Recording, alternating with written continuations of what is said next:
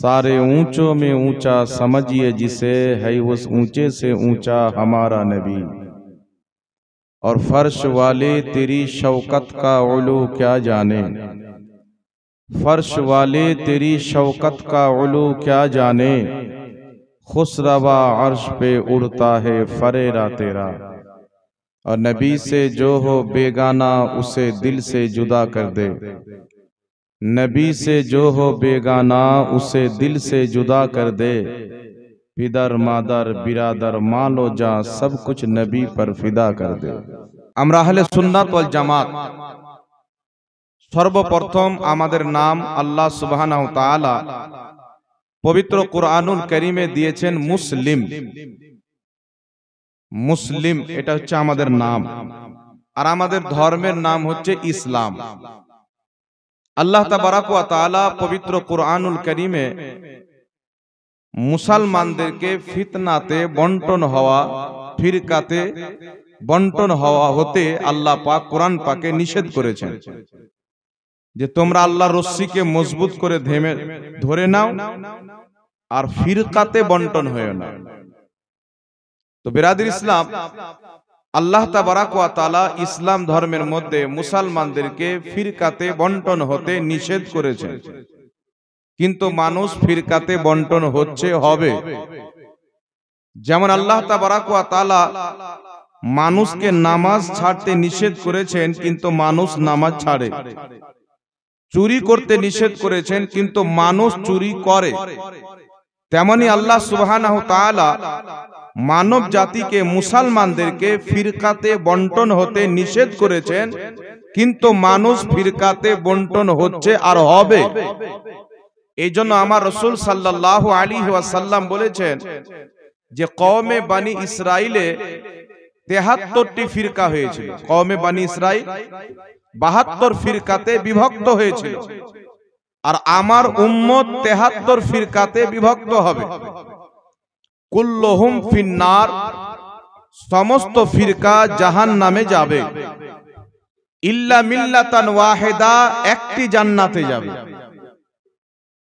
রাসূল পাক সাল্লাল্লাহু আলাইহি ওয়াসাল্লামের উম্মতে ৭৩টি ফিরকা হবে। तो ৭৩টি ফিরকাই কালমা পড়নে वाला, ৭৩টি ফিরকাই নামাজ পড়নে वाला, ৭৩টি ফিরকাই হজ করনে वाला, ৭৩টি ফিরকাই কুরআনকে মাননে वाला হবে। আর ৭৩ এর মধ্যে ৭৩টাই নিজেকে জান্নাতি বলে দাবি করবে, কিন্তু জান্নাতে যাবে কটা? জটাকে আমার আপনার নবী সাল্লাল্লাহু আলাইহি ওয়াসাল্লাম জান্নাতি বলেছেন। রাসূল পাক সাল্লাল্লাহু আলাইহি ওয়াসাল্লাম বলেছেন একটি জামাত জান্নাতে যাবে, মা আনা আলাইহি ওয়া আসহাবি, যে আমার সাহাবীর তরিকাতে চলবে তারাই হবে জান্নাতি। যাদের আকীদা নবী সাহাবীর মতো হবে, যাদের ইসলাম নবী সাহাবীর মতো হবে, যাদের বিশ্বাস নবী এবং সাহাবীর মতো হবে, তারাই হবে জান্নাতি। এখান থেকে একটা কথা বলি, যেমন ভাবে আল্লাহ এবং তার সাহাবী, আল্লাহ রসুল এবং আল্লাহর নবীর সাহাবী যেমন ভাবে আল্লাহকে মেনেছেন, ভালোবেসেছেন, তেমন ভাবে যারা আল্লাহকে ভালোবাসবে, মানবে, তারাই হলো নবী এবং সাহাবীর পথ। আর যেমন ভাবে সাহাবী এবং তাবেঈ রাসূল পাক সাল্লাল্লাহু আলাইহি ওয়াসাল্লামকে মহব্বত করেছেন, তেমন ভাবে যারা নবীকে ভালোবাসবে, মহব্বত করবে, তারাই হবে জান্নাতি।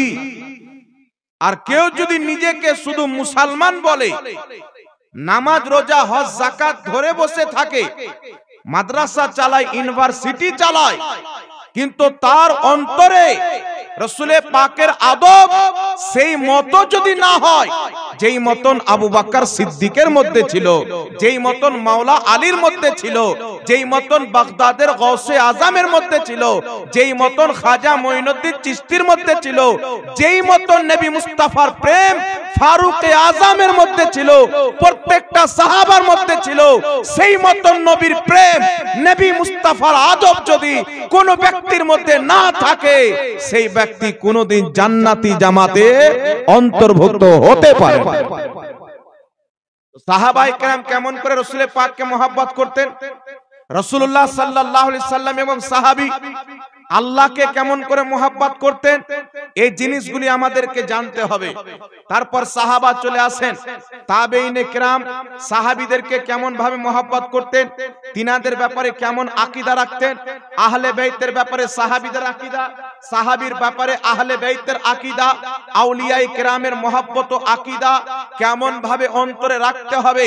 যদি এইগুলো আমরা জেনে নিই পৃথিবীর মুসলমান, আর সাহাবায়ে কিরাম কেমন ভাবে আপনার রাসূলে পাককে মোহাব্বত করতেন, খোদার ইজ্জতের কসম খেয়ে বলি, যেমন মোহাব্বত সাহাবায়ে কেরাম মুহাম্মদ রাসূলুল্লাহকে করেছেন, কায়নাতের কোন মুসলমান তেমন মোহাব্বত নবী মুস্তাফাকে করতে পারে না।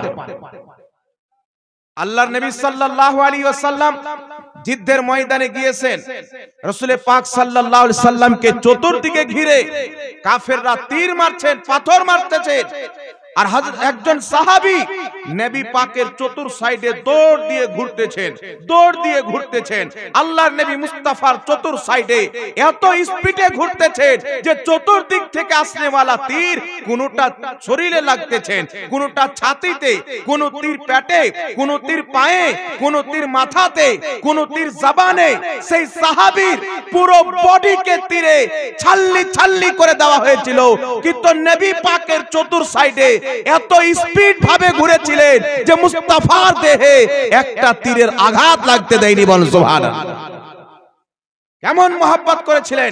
ইমাম কাজী আয়াদ রাহমাতুল্লাহ আলাইহি আশ-শিফা কিতাবের মধ্যে হাদিস শরীফ উল্লেখ করেছেন যে যুদ্ধের ময়দান কমপ্লিট হওয়ার পর একজন মহিলার কানে খবর আসলো যুদ্ধ কমপ্লিট হয়ে গেছেন।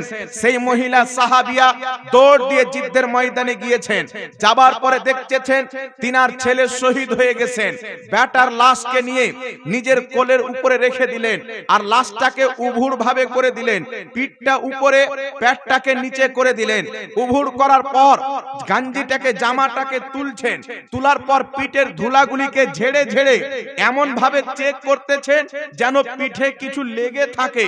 পুরো পিঠ বারবার চেক করছেন, ডান দিকে ঘোরাচ্ছেন, চেক করছেন, বাম দিকে ঘুরিয়ে পিঠি চেক করছেন। সাহাবা ইকরাম জিজ্ঞাসিত হলেন, এই মা, তুমি তোমার সন্তান শহীদ হয়েছে, তুমি তো দুঃখ করবে, তুমি তো হয়তো কান্না করবে আমরা ভাবতেছিলাম, কিন্তু তুমি শুধু পিঠ কেন চেক করতেছো, পিঠের মধ্যে কি দেখতেছো? তো সেই মা বলতেছেন, আমি যখন আমার ছেলেকে বাড়ি থেকে যুদ্ধের ময়দানে পাঠাই, আমি বলেছিলাম বেটা সেই যুদ্ধের ময়দানে মুহাম্মদ রাসূলুল্লাহ রয়েছেন, তুমি যাও আমার নবী মুস্তাফার সামনে থেকে প্রত্যেকটা তীর তোমার সিনাতে লাগাবে, একটা তীর যেন মুস্তাফার দেহে না আসতে পারে, মুস্তাফার শরীর যেন না টাচ করতে পারে। যদি তোমার পিঠে তীর লেগে যায়, আমি মা মনে করব তুমি ভাগতেছিলে, তুমি যুদ্ধ থেকে পালাইতেছিলে, তাই তোমার পিঠে তীর লেগেছে। কিন্তু আলহামদুলিল্লাহ আমি আমার সন্তানের পিঠকে সুন্দর করে দেখলাম, এদিক ওদিক করে দেখলাম, আমার সন্তানের পিঠে একটাও তীর লাগেনি, প্রত্যেকটা তীর আমার ছেলে নিজের সিনাতে খেয়েছে। আমি মা ধন্য হয়ে গেলাম যে আমার ছেলে কাফিরদের সাথে লড়াই করে মুস্তাফার পাহারা দিতে দিতে শহীদ হয়ে গেছে। এজন্য পৃথিবীর মুসলমান সাহাবায়ে কেরামের কেমন মহব্বত ছিলেন। শুধু তিনারা যুদ্ধের ময়দানেও নয়, নবী মুস্তাফাকে ডাকে ডাকে অনুসরণ করতেন। আল্লাহর নবী মুস্তাফা সাল্লাল্লাহু তাআলা আলাইহি ওয়াসাল্লাম সহিহ মুসলিমের মধ্যে রওয়ায়াত এসেছে, নবী পাক সাল্লাল্লাহু আলাইহি ওয়াসাল্লাম সাওমে বেসালে রোজা রাখতেন 2 দিন 3 দিন পর্যন্ত, না সেহরি আর না ইফতার। তো সাহাবায়ে কেরাম দেখছেন আল্লাহর নবী রাখতেছেন, তো আমরাও রাখি। সাহাবায়ে কেরাম রাখতে আরম্ভ করলেন। তো সাহাবায়ে কেরাম রাসূলুল্লাহ সাল্লাল্লাহু আলাইহি সাল্লামকে দেখে সাওমে বেসাল রোজা রাখতে লাগলেন। 2 দিন 3 দিন হয়ে যায়, সাহাবায়ে কেরাম সহ্য না করতে পেরে বেহুশের মতন অবস্থায়, কেউ আপনার খাম্বাতে লেগে আছেন পিলারে, কেউ আপনার দাঁড়ানে, কেউ করে মাথায় পানি ঢালা হচ্ছে, অবস্থা খারাপ। আল্লাহর নবী দেখে বলছেন, সাহাবী এইরকম কেন অবস্থা? তো সাহাবী বলছেন, ইয়া রাসূলুল্লাহ আপনি সাওমে বেসালে রোজা রাখতেছেন, আপনাকে দেখে আমরাও বললাম রাসূলে পাক রাখতেছেন, তো আমরাও রাখি। তো আল্লাহর নবী উত্তরে বলছেন, আইয়ুকুম মিসলি, তোমরা কে আছো আমার মতো? আবিতু ইনদা রাব্বি তুইমুনি ওয়া ইয়াসকিনি, আমি রাত্রি আমার আল্লাহর কাছে কাটাই, আমার আল্লাহ আমাকে খাওয়ায়, আমার আল্লাহ আমাকে পান করায়। এই পৃথিবীর মুসলমান সওমে বিসালে রোজা আমার আপনার মতো লোক যদি রাখে মওত পর্যন্ত হয়ে যেতে পারে, তবুও সাহাবায়ে কেরাম দাগে দাগে আমার নবী মুস্তাফাকে ফলো করে চলেছেন। বলুন সুবহানাল্লাহ। কত রকম সাহাবায়ে কেরামের কুরবানি, কত রকম সাহাবায়ে কেরামের মহব্বত। পৃথিবীর মুসলমান এই রাসূলের মহব্বতে সাহাবায়ে কেরাম বাপকে পর্যন্ত যুদ্ধের ময়দানে হত্যা করেছেন নবীর বিপক্ষে আসার কারণে। এত প্রেম এত মহব্বত রাসূলের পাককে করতেন। সহিহ বুখারীর মধ্যে হাদিস, একজন সাহাবী আসলেন, ইয়া রাসূলুল্লাহ, ইয়া হাবিবাল্লাহ, আমি বেশি রোজা রাখিনি, আমি বেশি নামাজও পড়িনি, তো কিয়ামতের ব্যাপারে একটু আমাকে বলেন। রাসূলের পাক বলেন, তুমি কিয়ামতের জন্য কি করেছো? বলছেন, না নামাজ পড়েছি বেশি, না রোজা রেখেছি, কিন্তু আল্লাহ আল্লাহ রাসূলকে ভালোবাসি। ইয়া রাসূলুল্লাহ, আমি বেশি নামাজও পড়তে পারিনি, রোজাও রাখতে পারিনি, তবে আমি আল্লাহ আল্লাহ রাসূলকে ভালোবাসি। আমার নবী উত্তরে বলতেছে যে দুনিয়াতে যাকে মহব্বত করবে কিয়ামতের ময়দানে তার সঙ্গী হবে। বল সুবহানাল্লাহ। এই জন্য পৃথিবীর মুসলমান রাসূলকে মহব্বত করেন সাহাবার মতন। আজ বর্তমান জামানাতে এমন মানুষের অবস্থা হয়ে গেছে, যেই ব্যক্তি দেখতে পাওয়া যাচ্ছে যে আল্লাহর নবীর বেয়াদবি করছেন, আমরা সেই ব্যক্তির সাথে রিশতেদারি করি, আমরা সেই ব্যক্তিকে মুসলমান মনে করি, সেই ব্যক্তির আবার অনেক লোক বক্তব্য শ্রবণ করে। পৃথিবীর মুসলমান যেমন আপনার এলাকাতে, আপনার গ্রামে, পাড়া প্রতিবেশীর সাথে যদি আপনার ঝগড়া হয়ে যায়, আলাপ হয়ে আপনার লড়াই হয়ে যায়, বা জোরে কথাবার্তা হয়ে যায়, তার সাথে সম্পর্ক বিচ্ছেদ করে দেন। আপনি তার বাড়ি যান না, সে আপনার বাড়ি আসে না, তাকে দেখলে আপনি সালাম দেন না, সে সালাম দিলে হয়তো আপনি উত্তর দেন না। এই পৃথিবীর মুসলমান যদি আপনার এই ইজ্জত হয়, কেউ যদি আপনাকে গালি দেয়, তার সাথে আপনার সম্পর্ক কেটে দেন, তাহলে যেই ব্যক্তি মুহাম্মদ রাসূলুল্লাহর মতন জাতের ব্যাপারে কটূক্তি করবে, কখনো তিনার জ্ঞানের প্রতি হামলা, কখনো তিনার সৃষ্টির প্রতি হামলা, কখনো তিনার অস্তিত্বের প্রতি হামলা, কখনো তিনার শানের প্রতি হামলা, কখনো তিনার সাহাবের প্রতি হামলা। আরে আপনাকে গালি দিলে আপনি সম্পর্ক নষ্ট করে দেন, সালাম কালাম বন্ধ করে দেন। আপনার নবীকে যারা গালি দেয় তাদেরকে সালাম কালাম করা কি করে বৈধ হতে পারে? সুবহানাল্লাহ, সুবহানাল্লাহ। বলেন, মুসলমান আপনাকে গালি দিলে আপনি তাকে সালাম দেওয়া বন্ধ করে দেন? তাহলে রাসূল পাকের বেয়াদবি যদি করা হয়, সেই ব্যক্তিকে না আমি সালাম করতে পারি, না সেই ব্যক্তিকে মুসাফা করতে পারি, না তার পিছে নামাজ পড়তে পারি। একটি কথা মনে রাখবেন, 90 কোটি বছর ইবাদত করনেওয়ালা ইবলিস যখন আল্লাহ হুকুম করলেন আদমকে সিজদা করো, যখন আদমকে সিজদা করলো না, মহান রব্বুল আলামিন সেই ইবলিসকে নিজের দরবার থেকে তাড়িয়ে দিয়ে পৃথিবীবাসীকে কোরআন পাকে একটি বার্তা দিয়েছেন যে जो नबी का नहीं वो खुदा का नहीं। बेशक सुभान अल्लाह। नारे तकबीर, नारे तकबीर, नारे रिसालत, नारे हैदरी। उलमाए अहले सुन्नत, उलमाए अहले सुन्नत, मसला के आला हजरत, मसला के आला हजरत। नारे तकबीर, नारे रिसालत। 90 কোটি বছরের সিজদাকারী ইবাদতকারী, যার প্রত্যেকটা ইবাদত কবুল, ফেরেশতাকে পড়ানে वाला, আরশের তাওয়াফ করনে वाला, আল্লাহর এত বড় মাকবুল বান্দা ছিল, কিন্তু সামান্য কি আদমকে সিজদা করলো না, তো আল্লাহ তাবারাক ওয়া তাআলা দরবার থেকে তাড়িয়ে দিয়ে 90 কোটি বছরের কবুল ইবাদতকে ধ্বংস করে কিয়ামত পর্যন্ত তাকে শয়তান বলে আখ্যায়িত করলেন। আর কিয়ামত পর্যন্ত তার প্রতি পৃথিবীর মানুষ অভিশাপ করেন, কারণ হচ্ছে আদমের সামনে ঝুঁকলো না। তো মনে রাখবেন পৃথিবীর মুসলমান, চেহারাতে দাড়ি যতই বড় হোক, মাথায় টুপি যত বড় হোক, নামাজ ইবাদত যতই হোক, রোজা হজ যতই হোক, বুখারী মুখস্থ হোক আর মুসলিম মুখস্থ হোক, যদি তার অন্তরে মুহাম্মদ রাসূলুল্লাহর পরিপূর্ণ আদব না থাকে, মুসলমান কিয়ামতের সকাল পর্যন্ত হতে পারে। সুবহানাল্লাহ, সুবহানাল্লাহ। মুসলমান ওই ব্যক্তির নাম যার অন্তরে হুব্বে রাসূল এবং আদাবে রাসূল হবে। একটু জোরে হবে না সুবহানাল্লাহ? সুবহানাল্লাহ। এবার চলে আসেন পৃথিবীর মুসলমান সাহাবায়ে কেরাম কত রকম করে রাসূলের পাককে মহব্বত করেছেন। হাদিস তো অনেক আছে, একটু আপনাকে বলে দিই। আমার নবীর ইন্তিকালের পর বা নবী মুস্তাফার যুগে যদি কোনো ব্যক্তি রাসূলের পাকের বেয়াদবি করত, তাহলে সাহাবায়ে কেরাম তার সাথে কি অবস্থা করত? সাহাবায়ে কেরাম তার সাথে কি অবস্থা করত? বর্তমান জামানাতে পৃথিবীর মুসলমান মানুষের তৈরি করা আকীদা মৌলবীরা প্রচার করে। বর্তমান জামানাতে ইংরেজদের দেওয়া আকীদা মৌলবীরা প্রচার করে, খ্রিস্টানদের দেওয়া আকীদা মুসলমান মানুষরা প্রচার করে মৌলবী নামে, মুসলিম নামে। আপনি চিন্তা করেন, আমি একজন মুসলমান, আমি যদি একটা ভালো কিতাব লিখি ইসলামের ব্যাপারে, তো আমার কিতাবকে ইহুদিরা প্রচার করবে না। কথা বুঝতে পেরেছেন কি পারেননি বাবা? আহলে সুন্নাত ওয়াল জামাতের মুজাদ্দিদ ইমাম আহলে সুন্নাত আলা হযরত 1000 চাইতে বেশি কিতাব লিখেছেন, কিন্তু তিনার একটা কিতাব কোন ইংরেজ প্রচার করেনি। কিন্তু ইংরেজদের জামানাতে ইসমাইল দেহলভি তাকওয়াতুল ঈমান লিখেছে। ইংরেজরা ইংরেজি ভাষায় ট্রান্সলেশন করে গোটা ভারতের মাটিতে তারা ফ্রিতে বন্টন করেছে। তাদের বন্টন করার উদ্দেশ্য কি? এই কিতাব পড়ে মানুষের মধ্যে আগুন লাগবে, এই কিতাব পড়ে মুসলমানদের ঘরে দ্বন্দ্ব হবে, গ্রামে দ্বন্দ্ব হবে, এলাকাতে দ্বন্দ্ব হবে। আজ পৃথিবীর মুসলমান মার্কেটে কিছু লোক বেরিয়ে বলতেছে আমরা সহি হাদিস মাননেওয়ালা, আমরা নবীর কালমা পাঠ করনেওয়ালা, আমাদের দ্বীনে আকীদায় কোনো ভেজাল নাই, কিন্তু তারা নবী মুস্তাফার সুন্নাতকে পর্যন্ত বিদআত বলে আখ্যায়িত করে, নবীর সুন্নাতকে শিরক বলে আখ্যায়িত করে। এই জন্য পৃথিবীর মুসলমান এই বর্তমান জামানাতে জান্নাতি দল বেশি দূর খুঁজতে যেতে হবে না, যার অন্তরে রাসূলুল্লাহর আদব হবে সেই ব্যক্তি জান্নাতি হবে। সুবহানাল্লাহ, সুবহানাল্লাহ।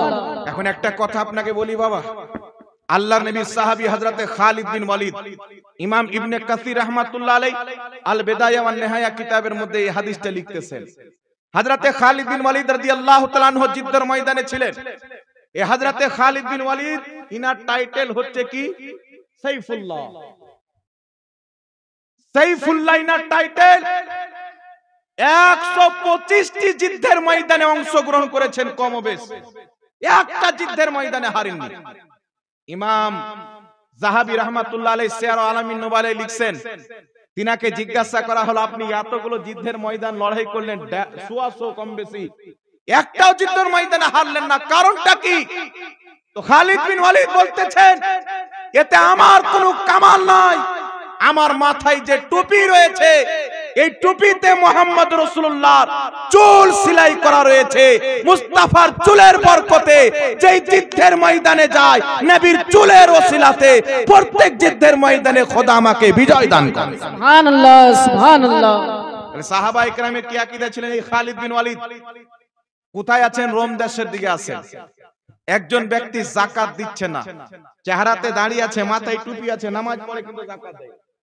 হযরতে খালিদ বিন ওয়ালিদ জিজ্ঞাসা করছেন তুমি যাকাত কেন দাও না? তো সেই নামধারী মুসলিমটা উত্তরে বলছে নামাজি ছিল। বর্তমান জামানাতে কিছু মুসলমান যেমন বেরিয়েছে, এরা আবার নাম জাকির নাই দেখলে মনে করে বড় মুসলমান। আব্দুর রহমান নাম বলে দিলে মুসলমান। বেটার সঙ্গে যদি বিয়ে দেখতে আসে বাড়িতে রিশতেদারি, আব্দুল গাফফার নাম বলে দিল, বললো তুমি মুসলিম? যে হ্যাঁ। ওর আকীদাতে গোবর থাক আর পচা আলু থাক, ও কাদিয়ানি হোক আর শিয়া হোক। আমাদের সমাজের লোক এটা দেখে না যে আমার নবীর ব্যাপারে ধারণা কি। এই দুনিয়াতে আপনি বেশি দিন থাকতে আসেননি, আর আপনার এত আমল ও ঈমান ও শক্ত নাই যে নিজের বলে আপনি জান্নাতে যাবেন। কসম খোদার, কিয়ামতের ময়দানে যদি আমি আপনি জান্নাতে যেতে পারি, মুহাম্মদ রাসূলুল্লাহর সুপারিশে জান্নাতে যাব। সুবহানাল্লাহ, সুবহানাল্লাহ। নবী যদি সুপারিশ না করে তো কোথায় যাবেন? কোথায়? 1 লক্ষ কম বেশ 24,000 পয়গম্বর সবাই বলবেন ইযহাবু ইলা গায়রি, অন্য দরবারে যাও। সবাই বলবেন ইযহাবু ইলা গায়রি। প্রত্যেক নবী কিয়ামতের ময়দানে নফসি নফসি করবেন, খোদা রাজি হয়ে যাও, খোদা রাজি হয়ে যাও। শেষ ফাইনাল পরীক্ষা ওই কিয়ামতের ময়দানে কে কাজে আসবে বাবা? যাদের কথা শুনে কিছু লোক নবীর প্রতি সালাম পড়া বন্ধ করে দেয়, নবী পাককে নূর মানা বন্ধ করে দেয়, বলছেন নবী গায়েব জানে না। আরে পৃথিবীতে নবী যদি গায়েব না জানে তো কে গায়েব জানতে পারে? যাদের কথা শুনে আমরা আকীদা খারাপ করে নি, নবীর দিবস পালন করা যাবে না। যারা নবীর মহব্বতে এইগুলো জিনিস করে, এত কেন এলার্জি থাকে, ওই কিয়ামতের ময়দানকে স্মরণ করো। প্রত্যেক নবী বলবেন ইজহাবু ইলা গায়রি, সবাই খোদাকে রাজি করাতে ব্যস্ত থাকবেন। আর মুস্তাফা বলবেন আনা লাহা, আমার নিকটে এসো, তোমাদেরকে জান্নাত নিয়ে যাওয়ার জন্য আমি মুস্তাফা প্রস্তুত রয়েছি। সুবহানাল্লাহ সুবহানাল্লাহ। কারণ অন্য কিতাবের হাদিস নয়, সহিহ বুখারীর হাদিস।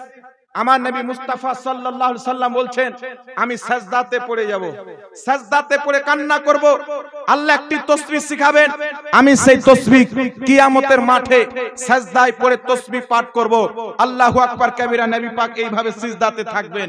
অনেকক্ষণ চলে যাওয়ার পর আল্লাহ পাক বলবেন মুহাম্মদ মাথা তুলো, মুহাম্মদ মাথা তুলো। নবী মাথা তুলছেন না। আল্লাহ পাক বলছেন মুস্তাফা মাথা তুলো, তুমি যার সুপারিশ করবে তাকে বকশে দেওয়া হবে।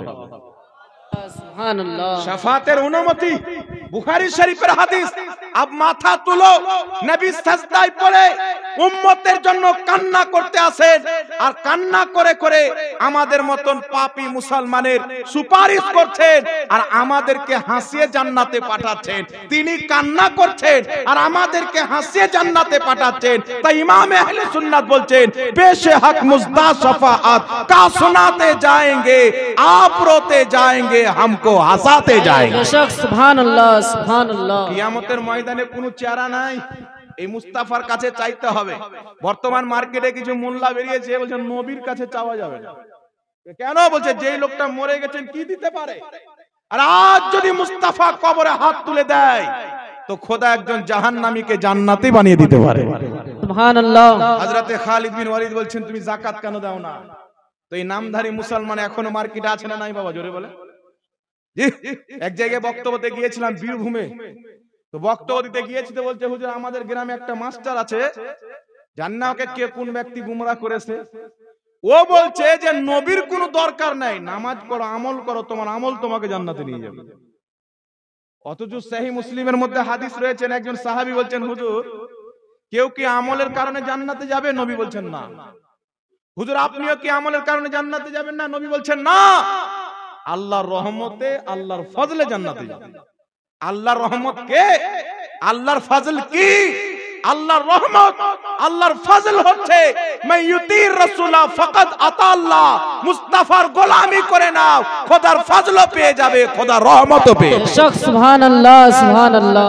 হযরতে খালিদ বিন ওয়ালিদ রাদিয়াল্লাহু তাআলা আনহু বলছেন যাকাত কেন দাও না? তো লোকটি বলছে যে তোমাদের নবী। চিন্তা করেন, চেহারাতে দাঁড়িয়ে আছে। এখন দেখবেন বাংলাদেশে একটা মৌলবি আছে, বলছে যেই নবী গায়েব জানে ওই নবীকে তালাক দিলাম, যেই নবী নূরের তৈরি ওই নবীকে তালাক দিলাম। চিন্তা করেন বাবা, তাহলে ও কোন নবীকে মানে? ডোনাল্ড ট্রাম্পের গোষ্ঠীর লোককে নবী মানে। ফান্ডিং তো ওখান থেকে আসে। আর আমার নবীর গায়েবের কথা বলো। বুখারী মুসলিমের হাদিস সাক্ষী রয়েছে, কার কবরে আযাব হচ্ছে মুস্তাফা সেটাও জানে, কি কারণে আযাব হচ্ছে মুস্তাফা সেটাও জানে। বুখারীতে হাদিস, নবী পাক জমিনে থাকলে সাত আসমানের উপর দেখতে পারে, নবী পাক জমিনে থাকলে সাত তবক জমিনের নিচে কার আওয়াজ শব্দ শুনতে পায়, মুস্তাফা আসমানের জিকির করা আওয়াজ নিজের কানে শুনতে পায়।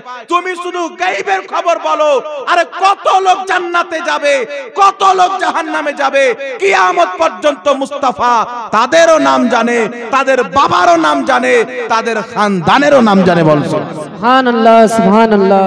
হযরতে খালিদ বিন ওয়ালিদ রাদিয়াল্লাহু তাআলা আনহু বলতেছেন, কি বলতেছেন বাবা? তোমার যাকাত কেন দাও না? তো লোকটা উত্তরে কি বলছেন জানেন? যে তোমাদের নবী। কে বলে কিছু বলতো একটা, যেমনই বলেছে তোমাদের নবী, হযরতে খালিদ বিন ওয়ালিদ তলোয়ার বের করে গর্দান মেরে দিলেন। তলোয়ার বের করে গর্দান মেরে দিলেন। মোহাব্বত দেখেন। আর চা খাওয়া বদ আকীদাতের পাশে বসে চা খাওয়া থেকে বেঁচে থাকেন। খালিদ বিন ওয়ালিদ তলোয়ার বের করে গর্দান মেরে দিলেন। গর্দান মারার পর হযরতে খালিদ বিন ওয়ালিদের যে হত্যা করলেন, লোক তো জানতো লোকটা মুসলমান, নামাজ পড়তো, যুদ্ধের ময়দানেও যেত, চেহারাতে দাড়ি ছিল, নবী মুস্তাফার মতো পোশাক পরতো, নামও মুসলিম নামের নাম ছিল। খালিদ বিন ওয়ালিদ তাকে কতল করে দিলেন, হত্যা করে দিলেন। চতুর্দিকে খবর চলে গেল খালিদ বিন ওয়ালিদ রাদিয়াল্লাহু তাআলা আনহু একজন মুসলমানকে হত্যা করেছে। চতুর্দিকে খবর চলে গেল।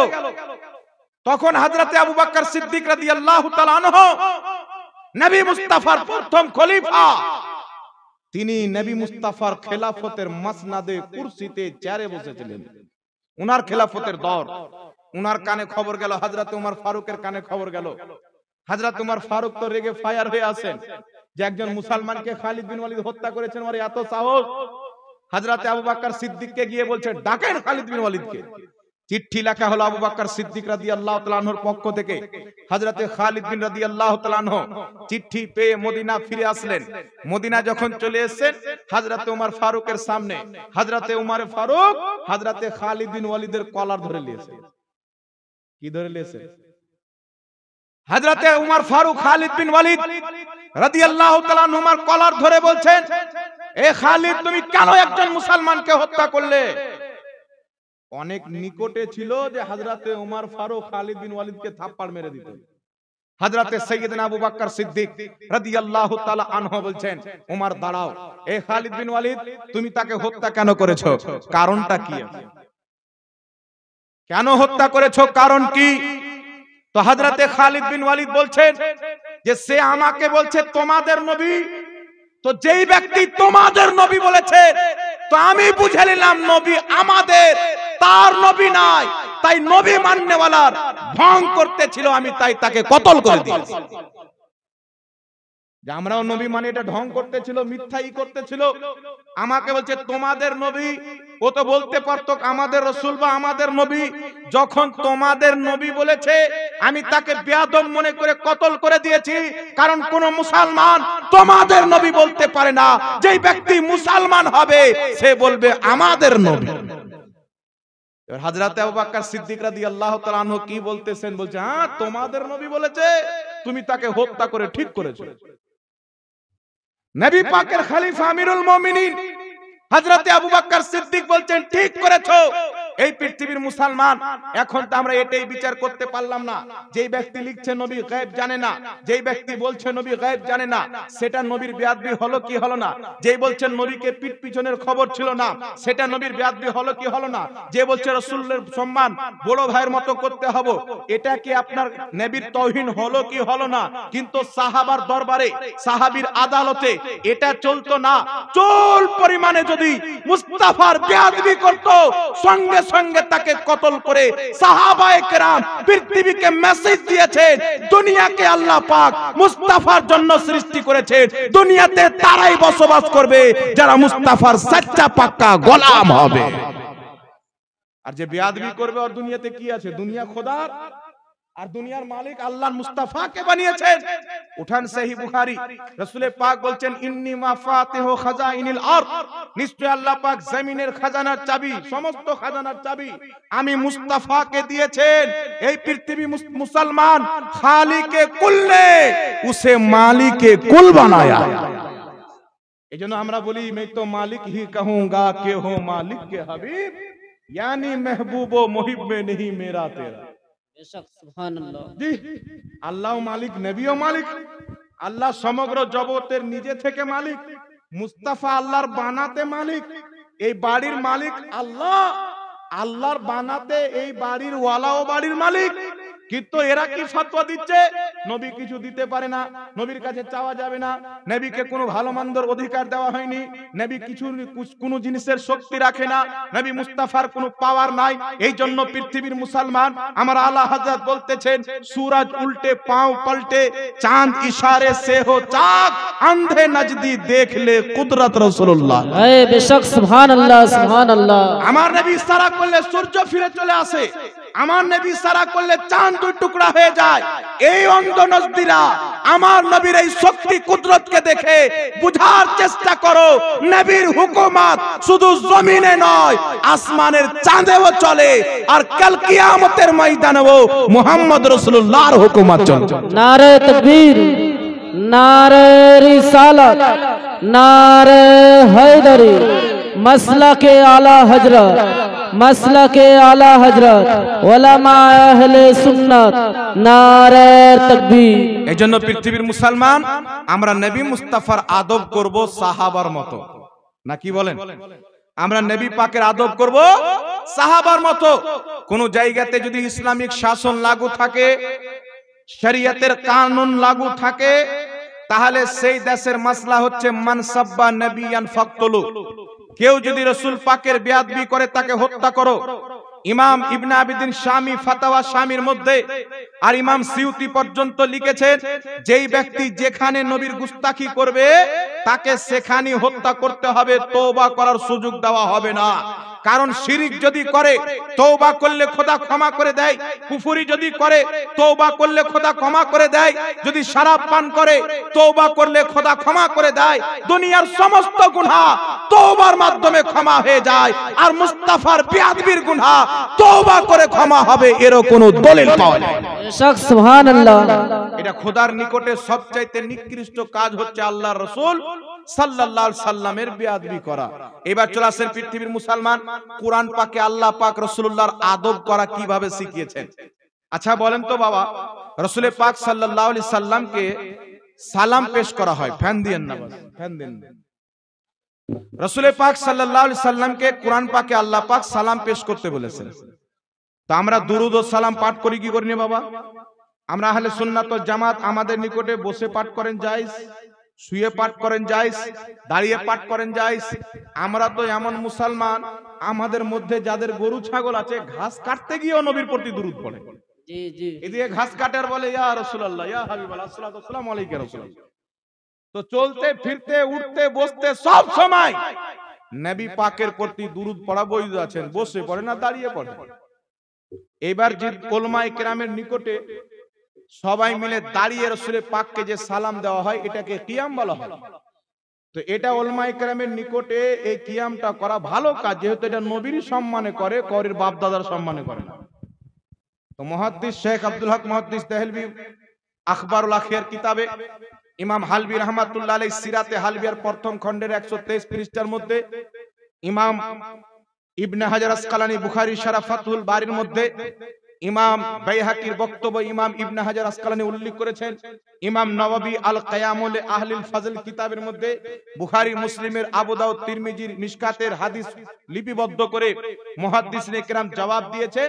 আর ইমাম মুল্লা আলী কারি মক্কা মদিনার ইমাম, 2.5 লক্ষ হাদিসের হাফিজ, 11 শতাব্দীর মুজাদ্দিদ ফয়সালা দিয়ে দিয়েছেন, আল কিয়ামু লি আহলিল ফাজলে, আল কিয়ামু লি আহলিল ফাজলে জায়েজুন। আহলুল ফাজল মানে সম্মানিত ব্যক্তিদের জন্য কিয়াম করা এটা জায়েজ আছে। আর জোরে হবে না সুবহানাল্লাহ? ফয়সালা দিয়ে দিয়েছেন। কিন্তু বর্তমানে নামের মুসলমান, শুধু আজকে নয় নবীর যুগে ছিল, কেউ যদি নবী পাককে দাঁড়িয়ে সালাম দেয় ওকে জাহান্নাম পর্যন্ত পৌঁছে ছাড়ে। আছে না নাই বাবা এরকম? বলছে বিদআত, জাহান্নামে যাবে। আর বিদআত কয় প্রকার আজ পর্যন্ত বেটারা সেটাই বুঝলো না। আমি রিসেন্টলি কিছুদিন পূর্বে একটা ভিডিও দেখছিলাম, মুর্শিদাবাদের জলঙ্গি থানার পাশেই একটা লোক বিমল দাস তার নাম, ওর একটা বেটা আছে, ওর নাম কি আছে জানি না, তবে মোবাইলের মধ্যে লেখে ব্রাদার রাহুল, কিন্তু আমি মনে করি সিস্টার রাহুল। এই লোকটা মার্কেটে বেরিয়েছে, আর এরা বলতেছে যে বিদআত হলো গু, গুয়ের কোনো ভাগ হয় না, যেটা ভালো গু এটা খারাপ গুয়ের ভাগ হয় না। মানে মানুষকে উদাহরণ দিয়ে বোকা বানাচ্ছে।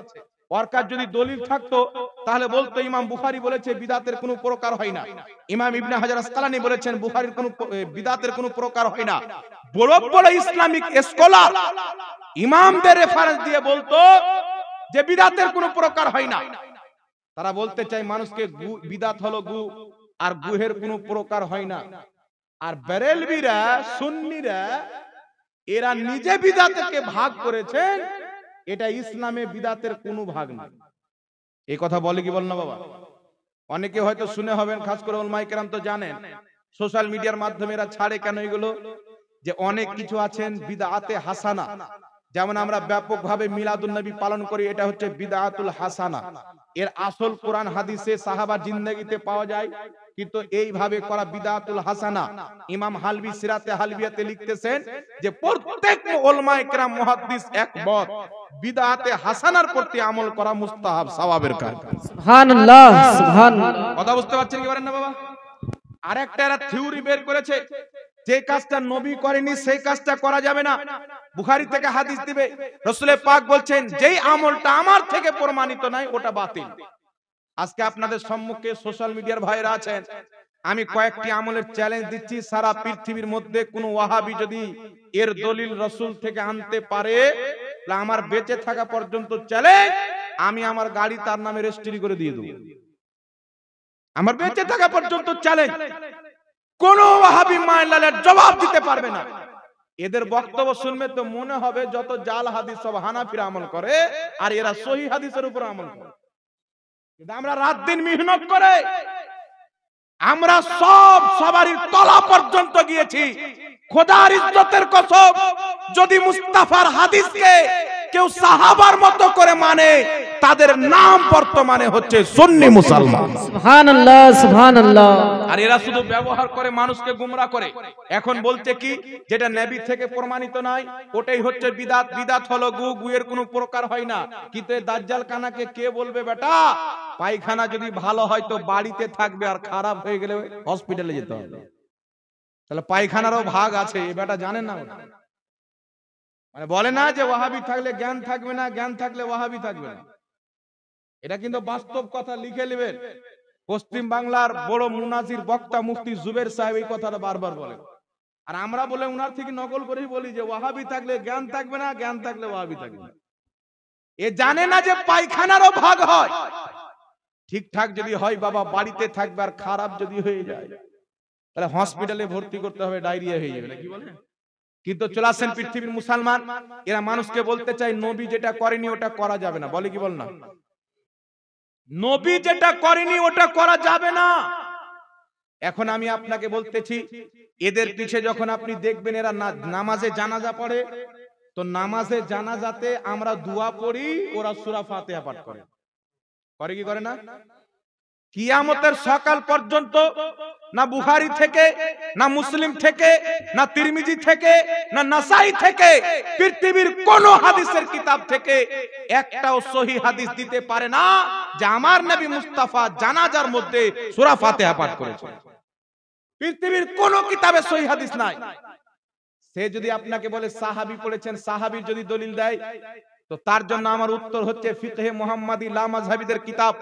সেই কিতাবের মধ্যে লিখেছে সাহাবীর কল, সাহাবীর ফেল, অর্থাৎ সাহাবীর বক্তব্য, সাহাবীর কর্ম, এটা ইসলামের দলিল নয়। ওদের নিকটে সাহাবীর আমল দলিল নয়। তাহলে তারা বলছে নবী করেনি তো করা যাবে না। নবী মুস্তাফা জানাজার নামাজে সূরা ফাতিহা পড়েননি, কোন সহিহ হাদিসের কিতাবে নাই যে তিনি পড়েছেন। তাহলে তারা জানাজার মধ্যে সূরা ফাতিহা পাঠ কেন করে? আমার নবী মুস্তাফা সাল্লাল্লাহু তাআলা আলাইহি ওয়াসাল্লাম ভেতরের নামাজে কুনুতের টাইমে দুই হাত উত্তোলন করে দোয়া করেননি। এই মর্মে পৃথিবীর কোনো হাদিস নাই যে আমার নবী দোয়া করেছেন। তাহলে নবী যখন করেনি, তারা ভেতরের মধ্যে হাত তুলে দোয়া কেন করে? এই পৃথিবীর মুসলমান, আমার আপনার নবী মুস্তাফা পৃথিবীতে কোনদিন গায়বী জানাজার নামাজ পড়েননি। তাহলে আজ লামাযহাবিদের কিতাবে লেখা আছে গায়বী জানাজা পড়া যায়। বাংলাদেশে দিলবার সাইদি ওয়াহাবি মারা গেল, তারা বোর্ড লাগিয়ে লাগিয়ে গায়বী জানাজার নামাজ পড়লো। এখন আপনারা বলেন পৃথিবীর মুসলমান, যেই কাজটা নবী করেনি এদের নিকটে করা যাবে না। আর নবী জানাজার মধ্যে সূরা ফাতিহা পড়েননি, এরা সূরা ফাতিহা পড়ে। নবী গায়বী জানাজা পড়েননি, এরা গায়বী জানাজা পড়ে। নবী মুস্তাফা সাল্লাল্লাহু আলাইহি ওয়াসাল্লাম আপনার কুনুতের টাইমে দুই হাত উত্তোলন করে দোয়া করেননি, এরা দোয়াও করে। তো বুঝা গেল বেটার নিজের ফতোয়ায় নিজের আমল নাই। এ শুধু মানুষকে বোকা বানানোর জন্য বলে, মানুষকে গুমরা করার জন্য এগুলো বলে। আল বলছে বিদাতের প্রকার ভাগ বেরেলভিরা করেছে, হানাফিরা করেছে। পৃথিবীর মুসলমান একে বলে না যে পড়োশির বাড়ি বিয়ে নাই আর পড়োশির ঘুম নাই। বিয়েওয়ালার বিয়ে নাই, পড়োশির বাড়িতে ঘুম নাই। এই পৃথিবীর মুসলমান আহলে হাদিসদের, লামাযহাবিদের সবচাইতে বড় ইমাম ইবনে তাইমিয়া মিনহাজুস সুন্নাহ কিতাবে বিদআতকে দুই ভাগে ভাগ করেছেন, ভালো এবং খারাপে। আহলে হাদিসের গুরু কাজী শাওকানি নাইনুল আওতার কিতাবের মধ্যে বিদআতকে দুই ভাগে ভাগ করেছেন, ভালো এবং খারাপ। আহলে হাদিসের গুরু ওয়াহিদুজ্জামা হাদিয়াতুল মাহদি কিতাবের মধ্যে বিদআতকে দুই ভাগে ভাগ করেছেন, ভালো এবং খারাপ। তো আপনি বলেন, তাদের বড় বড় ইমাম যাদেরকে তারা শাইখুল ইসলাম বলে, যাদেরকে তারা শাইখুল কুল বলে, তারা বলছে বিদআত ভালো হয়, বিদআত খারাপ হয়। যদি কোরআন হাদিসের বিরুদ্ধে আমল যায় তো বিদআত খারাপ হবে, আর যদি কোরআন হাদিস মোতাবেক হয়, নবী সাহাবী না করলেও সেটা ভালো বিদআত হবে। জোরে বলো সুবহানাল্লাহ। তাহলে এদেরকে আমি প্রশ্ন করতে চাই, তোমাদের আব্বা ইবনে তাইমিয়াকে কি হানাফি বানিয়ে দিলে? কি বলে? কাজী শাওকানিকে হানাফি বানিয়ে দিলে? হাদিয়াতুল মাহদির লেখক ওয়াহিদুজ্জামাকে হানাফি বানিয়ে দিলে? এই সবাই তো গায়ের মুকাল্লিদ ছিল, তোমরা বলছো আহলে হাদিস ছিল। এরা বিদআতকে দুই ভাগে ভাগ করেছেন। আর খোদার ইজ্জতের কসম খেয়ে বলি, বিদআতের ব্যাপারে আমাদের যেই ধারণা, এই ধারণা 1450 বছর পূর্বে মুস্তাফার সাহাবার মধ্যে ছিল। বলো সুবহানাল্লাহ, সুবহানাল্লাহ। আর নবী বলেছেন যে আমার সাহাবীর তরিকাতে চলবে, সে হবে জান্নাতি। এখন আমার দিকে লক্ষ্য করেন বাবা, বিদআত বিদআত বিদআত আর শিরক, বিদআত বিদআত বিদআত আর শিরক। এরা যে আমাদের প্রতি শিরকের ফতোয়া লাগায়। একজন বাংলাদেশের মৌলভী সাহেব বলছেন, ওর নাম হলো কাজ্জাব বিন ইহুদি। এ বলছে যে কেউ যদি বলে, যেমন আমি যদি এখান থেকে বিদায় নিয়ে আর যদি বলি আপনারা ভালো থাকেন, তো এই কথাটা বলা শিরক। বুঝতে পারছেন? আপনারা ভালো থাকেন এই কথা বললাম মানে শিরক হয়ে গেল। এটা বলা যাবে না। কি বলতে হবে? আপনারা সবাই এক চুলু পানি নিয়ে ডুবে মরে যান। ভালো কথা বলা যদি শিরক হয়, তাহলে এটাই বলতে হওয়ার কথা হিসেবে। তো কত বোকা, কোন কোম্পানির গাঁজা খায় আমি রিসার্চ করে খুঁজে পাইনি। তো আমার একটা বন্ধু আছে আপনাদের এলাকার, মাওলানা মুনিরুল ইসলাম। মাওলানা মুনিরুল ইসলামের সাথে কথা বলতে বলতে আমরা রিসার্চ করে পেলাম যে এদের গাঁজা আমেরিকা থেকে আসে। বুঝতে পারছেন? ফান্ডিংটা হলো এদের গাঁজা। আপনারা ভালো থাকেন বলে বিদায় নিলে এটা নাকি শিরক হয়ে যাবে, মানে শিরককে ডাল ভাত মনে করে রেখেছে।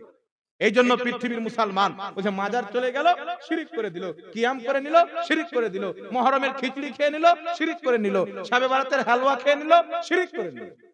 কেউ যদি টোটোতে চেপে যায় ওটাও শিরক। বুঝতে পারছেন? বলছে বুলেট গাড়িতে চাপা শিরক, হোন্ডাই গাড়িতে চাপা শিরক। মানে শিরক নয়, মনে হচ্ছে বাপের জমি, যখন চাইলাম মাকাই লাগিয়ে দিলাম, যখন চাইলাম কালাই লাগিয়ে দিলাম। ইসলাম চলবে কোরআন হাদিস দিয়ে, সালফে সালেহিনদের ব্যাখ্যা দিয়ে, কোন নজদি কাটমনসির ব্যাখ্যা দিয়ে ইসলামকে চালানো যাবে না। এবার আমার দিকে শুনেন পৃথিবীর মুসলমান, বিদআত কাকে বলে?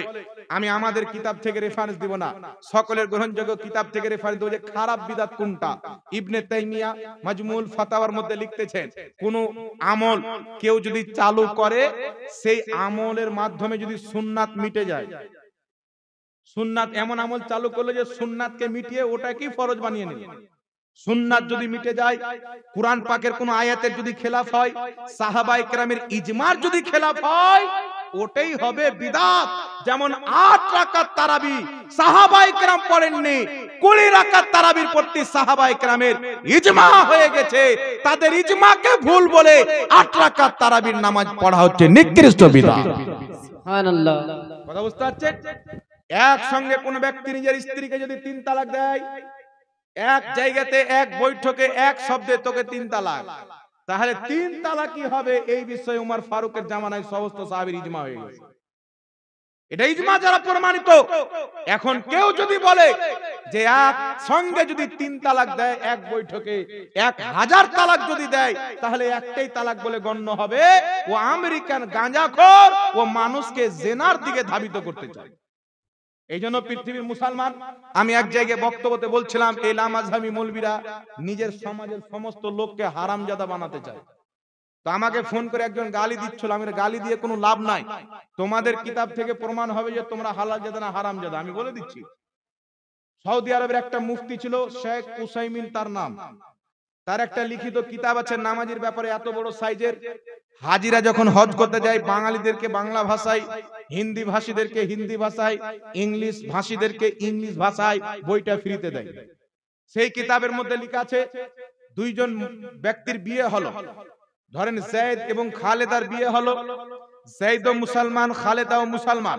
7 বছর 8 বছর পর্যন্ত বিয়ে চললো, 3টা 4টা বাচ্চা কাচ্চা হলো, বা বাচ্চা কাচ্চা হলো না, ধরেন বিয়ের 3-4 দিন পরই যদি খালিদ জেনে শুনে যায়েদ যদি নামাজ ছেড়ে দেয় তাহলে বিয়ে তালাক। খালেদা নামাজ পড়ছে স্ত্রী, স্বামী যায়েদ নামাজ ছেড়ে দিল জেনে শুনে, এক ওয়াক্তের বলছে বিয়ে তালাক হয়ে গেল। আর যদি স্বামী নামাজ পড়ে যায়েদ, খালেদা যদি এক ওয়াক্তের নামাজ ছেড়ে দেয় তাহলে বিয়ে তালাক হয়ে গেল। এরকম বক্তা সোশ্যাল মিডিয়াতেও আছে, আছে না নাই? স্ত্রী যদি নামাজ পড়ে স্বামী না পড়ে বিয়ে তালাক, স্বামী যদি নামাজ না পড়ে স্ত্রী পড়ে তো বিয়ে তালাক। আপনি বলেন তো বাবা, সারা পৃথিবীতে যত লামাঝাবি আছে এদের বাপ দাদারা কোনো না কোনো দিন তো নামাজ গ্যারান্টি ছেড়েছে, তাহলে বউটা তালাক হয়ে গেছে। তাহলে দুনিয়াতে যত লামাঝাবি আছে সব তাদের ফতোয়ায় যারও সন্তানই আছে, তাহলে আমরা বললে কোনো অসুবিধা কি আছে? তো এইরকম মাতাল ফতোয়া কারা দিবে? যারা বাংলা চটি বই পড়ে সমাজের সামনে নিজেকে মুফতি হিসাবে পেশ করবে। কিন্তু যারা 15 বছর পর্যন্ত পড়াশোনা করে মাদ্রাসার ডাল ভাত খেয়ে হুজুর মাসরুরে মিল্লাত রাহমাতুল্লাহের মাদ্রাসায় পড়ে, হুজুর আশরাফে মিল্লাতের মাদ্রাসায় পড়ে, যারা ডাল ভাত খেয়ে 15 বছর 20 বছর পড়াশোনা করে কুরআন এবং হাদিসকে সালাফদের ফাহমের সহিত বুঝবে, তারা আঁধারির মতো ফতোয়া দিবে না। ফতোয়া সেটাই দিবে যেটা খোদা এবং রাসূলের দ্বীন আমাদেরকে বলে। বেশক সুবহানাল্লাহ। আমরা আজে বাজে ফতোয়া দেনে वाला নয়, আমরা ফতোয়া দেওয়ার রুলস করেছি। একজন ব্যক্তি যদি মুফতি হয়, মুফতি হওয়ার পরও তাকে কমপক্ষে কিছুদিন অভিজ্ঞ ব্যক্তি যারা ফতোয়া দিয়ে দিয়ে স্মার্ট হয়ে আছেন তাদের সঙ্গে থেকে ফতোয়া দেওয়ার নীতি মালা ভাগ যোগ তরিকা উসুল সব পড়তে হয়, তারপরে ফতোয়া দিবে। আর এখনকার অবস্থা হচ্ছে কি, এই দেখছেন মোবাইল, একটা বাংলা কিতাব পড়ে নিয়েছেন। আমি এক জায়গাতে বক্তব্য দিয়েছি যে তসবিহ গণনা, আমরা তসবিহ গণনা না বাবা, মসজিদে দেখবেন তসবিহ, বাড়িতে মা বোনেরা তসবিহ রাখে, এই যে তসবিহ গণনা, সুবহানাল্লাহ আলহামদুলিল্লাহ আল্লাহু আকবার লা ইলাহা ইল্লাল্লাহ। তো আমি একটা বক্তব্য দেখলাম, একটা বক্তা তসবিহ কিনে স্টেজে স্যার এইভাবে ছিঁড়ছাড় বলছে এই তসবিহ গণনা হলো বিদআত, তসবিহ গণনা বিদআত। চিন্তা করেন, তসবিহ গণনাও বিদআত হয়ে গেল, আর নামাজের পরে দোয়া করাও বিদআত হয়ে গেছে। কিছুদিন পরে বলবেন নামাজ পড়াই হলো বিদআত। বুঝতে পারছেন? ওয়াহাবি ধর্ম মুস্তাফা জানে রহমতের হাদিস দিয়ে চলে না, আমেরিকা এবং বার্তানিয়ার ফান্ডিং আর সৌদি আরবের যাকাত দিয়ে চলে। ওখান থেকে যদি শরীয়তকে বিক্রি করতে বলে তারা শরীয়তকে বিক্রি করে দিবে মুসলমান। একমাত্র আহলে সুন্নাত ওয়াল জামাত কোন ব্যক্তির ফান্ডিং এ নয়, কোন ব্যক্তির টাকা দিয়ে নয়, আহলে সুন্নাত ওয়াল জামাত দাঁড়িয়ে আছেন বাগদাদের গাউসে আজমের ফাইজে দাঁড়িয়ে আছেন, আজমিরের খাজা মঈনুদ্দিন চিশতির ফাইজে দাঁড়িয়ে আছে। আর আজ মালদা জেলার মতন সরজমিনে আহলে সুন্নাত ওয়াল জামাত কায়েম আছে। তো কিছু ছাড় আশরাফুল আউলিয়ার ফাইজা আছে, আর কাটরা শরীফের মাসরুরে মিল্লাতের দুয়ার বরকতে আছে। বেশক সুবহানাল্লাহ সুবহানাল্লাহ। नारे तकबीर, नारे रिसालत, नारे हैदरी, उलमा अहले सुन्नत, मसलक आला हजरत, नारे तकबीर, नारे। এইগুলো বুঝলু গেছে, বড় বড় এদারা কায়েম করেছেন, আপনারাই চালাচ্ছেন, পথটা তিনারা দেখিয়ে দিয়েছেন বাবা। এই জন্য বলা হয় মুর্শিদ। পীর সাহেবকে আরবিতে কি বলা হয়? মুর্শিদ, পথ দেখানে वाला, পথ প্রদর্শক। কিন্তু মার্কেটে লোক বেরিয়েছেন, কিছু লোক বলছেন পীর মানা হারাম। এক জায়গায় জালসাতে গেলাম, বলছেন হুজুর আমাদের এখানে একটা বক্তা এসেছিল কলকাতার সাইডে, ও বলছে পীর না ঘোড়ার ডিম, ঘোড়ার ডিমের যেমন ঘোড়ার সাথে কোনো সম্পর্ক নাই, পীরের ইসলামের সাথে সম্পর্ক নাই, ওরা পীর মানে না। তো আমি বলেছিলাম যেইসা কো তেইসা, যে কুকুরের গলাতে যদি সোনার মালা দেন তো মানাবে?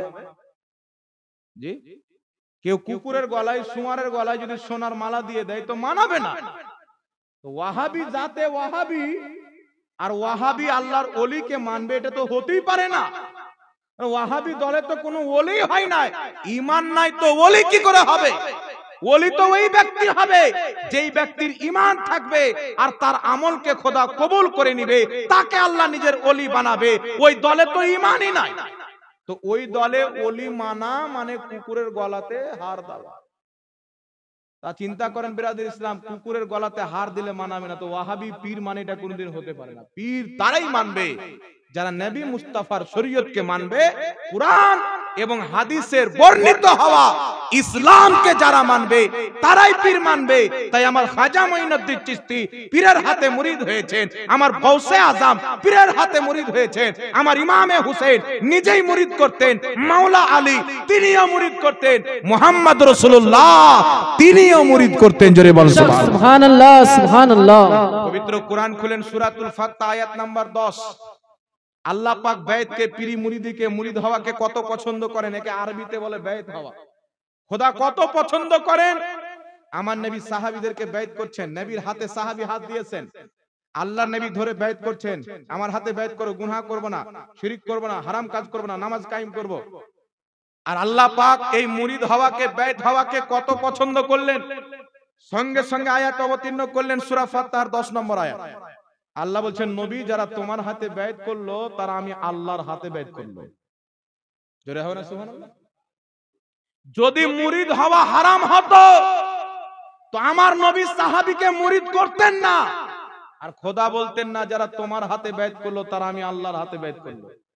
তো ইয়া রাসূলুল্লাহ, ইয়া হাবিবাল্লাহ, যারা তোমার হাতে বাইত হয়ে গেল, তোমার হাতে মুরিদ হয়ে গেল, তারা আল্লাহর হাতে মুরিদ হয়ে গেল, তো আমরা তো তোমার জামানা পাইনি, আমরা কি করে তোমার হাতে বাইত হব, আমরা কি করে তোমার মুরিদ হব, আমরা কি করে তোমার হাতে বায়াত গ্রহণ করব? তো পৃথিবীর মুসলমান মুস্তাফা জানে রহমত বলবেন যে আমার খলিফা তার খলিফা তার খলিফা কিয়ামত পর্যন্ত চলে যাবে, আমার খলিফা সিলসিলা মুত্তাসিল যাদের কাছে দেখবে তাদের হাতে বাইত হয়ে যাবে, আমি মুস্তাফার বাইত হয়ে যাব। সুবহানাল্লাহ সুবহানাল্লাহ। এইজন্য পৃথিবীর মুসলমান বর্তমানে যত পীর মাশায়েখ আছেন তারা বলে যে বলো যে আমি বাইত গ্রহণ করলাম গওস পাকে, কারণ গওস পাক মুরিদ হচ্ছেন কার? উসমান হারুনি, এই হযরত আবু সাঈদ মাখদুমি রাহমাতুল্লাহ আলাইহি। এইভাবে চলতে চলতে ইমামে হুসেন মুরিদ হচ্ছেন মাওলা আলী, আর মাওলা আলী মুরিদ হচ্ছেন মুহাম্মদ রাসূলুল্লাহ। তো আজকে আমাদের সিলসিলা যদি চলে যাওয়া যায় উপরে যেতে যেতে খাজা মঈনুদ্দিন চিশতি থেকে নিয়ে বড় পীর গৌসে আজম পর্যন্ত, আর গৌস পাক থেকে নিয়ে কারবালার জাইনুল আবেদিন থেকে ইমামে হুসেন থেকে মাওলা আলী, আর মাওলা আলী থেকে মুহাম্মদ রাসূলুল্লাহ। তো আমাদের সিলসিলা এদিক ওদিক গিয়ে নয়, সুজা মুস্তাফার দরবার গিয়ে মিলে যায়। বেশক সুবহানাল্লাহ। এইজন্য পৃথিবীর মুসলমান আহলে সুন্নাত ওয়াল জামাতের প্রতি কায়েম থাকতে হবে। যদি রাসূলে পাককে সাহাবীর মতন মুহাব্বত করতে হয় আর তাদের মুহাব্বত যদি কওরির মধ্যে দেখতে হয় তাহলে সুন্নাত ওয়াল জামাতের মধ্যে দেখতে হবে, যাকে শর্ট নাম সুন্নি জামাত। এইজন্য আজ পর্যন্ত 1 বছর নয় 2 বছর নয় 200 বছর থেকে যখন থেকে এইগুলো দল বেরিয়েছে তখন থেকে মুনাজারা হয়েছে, ভারতে হাজারো মুনাজারা হয়েছে, পাকিস্তানে হয়েছে, বাংলাদেশে হয়েছে, কিন্তু আজ পর্যন্ত আহলে সুন্নাত ওয়াল জামাতকে কেউ মুনাজারাতে হারাতে পারেনি। একটা মুনাজারা ডকুমেন্ট সহ কেউ দেখাতে পারে না। তবে হাজার হাজার মুনাজারার পড়তে কিতাব লেখা হয়েছে যে আহলে সুন্নাত ওয়াল জামাতের সামনে যারাই এসেছে তারাই মুক্তি খেয়ে গিয়েছেন। হযরতে খালিদ বিন ওয়ালিদের সামনে তলোয়ার যারা উঠিয়েছেন তারাই নিস্তানাবুদ হয়েছেন। তেমনি আহলে সুন্নাত ওয়াল জামাতের সামনে কেউ যদি মোকাবেলা করতে আসে দুনিয়া থেকে মিটে যাবে। আহলে সুন্নাত ওয়াল জামাতের দলিলকে খণ্ডন করার মতন পৃথিবীতে কেউ জন্ম নেয়নি মুসলমান। বেশক সুবহানাল্লাহ সুবহানাল্লাহ। পৃথিবীর মুসলমান একটা বক্তাকে দেখছি হাতে তসবিহ নিয়েছেন বাবা, এই তসবিহ হাতে নিয়ে তসবিহকে ছিঁড়ছে আর বলছেন এ বিদআত, নাজায়েজ, হারাম, এই তসবিহ গোনা যাবে না। এবার আমাদের দিকে লোক কি মনে করবেন বাবা? ধরেন আমার বাপজিরা বসে আছেন, ইনারা যখন ভিডিওটা দেখবেন তো অন্তরে শয়তান বলবে যে দেখছো এতদিন তসবিহ গুনছাও জাহান্নামে যাবে। তো ইনার টেনশন চেপে যাবে, এতদিন আমরা কি করলাম, আমরা কি মুসলমান ছিলাম না? তো আমি একটা কথা আপনাকে বলবো যে ইসলাম 2025-এ আসেনি, মুস্তাফা জানের রহমতের যুগে এসেছে। তো যুগ যুগ থেকে যেটা চলে আসছেন ওটাই হচ্ছে ইসলাম। আর 25 সালে জন্ম নিচ্ছে, 93 সালে জন্ম নিচ্ছে, 24-এ জন্ম নিচ্ছে, নতুন নতুন মুল্লা বের হচ্ছে। ও তো নবী পাক বলেছেন কিয়ামতের পূর্বে এমন দাজ্জাল বের হবে, কাজ্জাব বের হবে, এমন এমন হাদিস বলবে না তোমরা শুনেছো না, তোমাদের বাপ দাদা শুনেছে।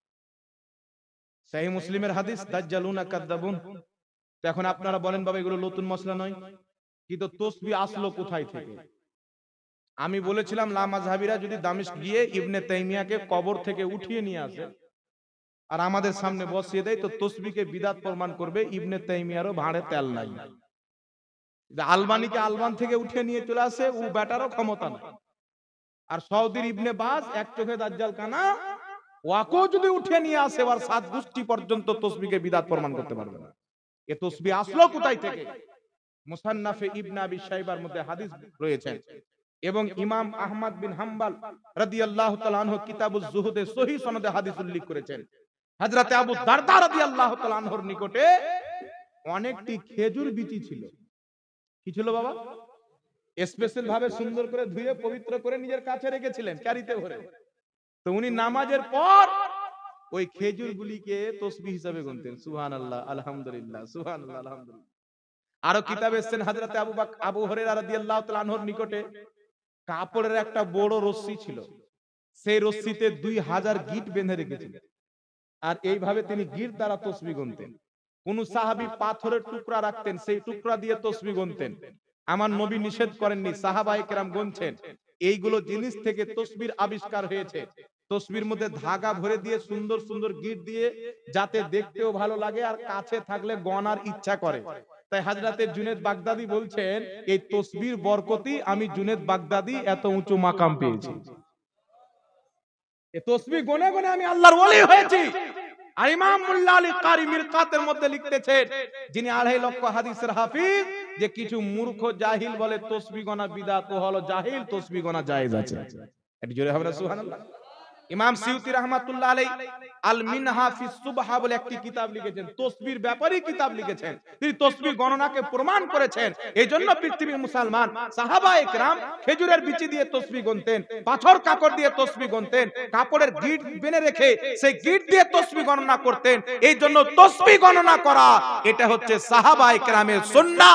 যারা তসবিহকে বিদআত বলে, এদের দ্বীন হচ্ছে ইংরেজদের কাছ থেকে নেওয়া। আর যারা তসবিহ গণনা করে, এদের দ্বীন হচ্ছে মুস্তাফার সাহাবী থেকে নাও। বেশক, সুবহানাল্লাহ, সুবহানাল্লাহ। নবী বলছেন যে আমার সাহাবীর তরিকাতে চলবে, তারাই হবে জান্নাতি। তাহলে আমরা কার তরিকাতে চলবো বাবা? তসবিহ ছেড়ে দিয়ে ইংরেজদের তরিকায়, না তসবিহ গণনা করে সাহাবীদের তরিকায়? জোরে বলতে হবে সুবহানাল্লাহ। আল্লাহর হাবিব সাল্লাল্লাহু আলাইহি সাল্লাম বলছেন, আমার সাহাবী হচ্ছে সিতারার মতো, কোন একজনকে কেউ যদি অনুসরণ করতে পারে সেই ব্যক্তি জান্নাতি হয়ে যাবে।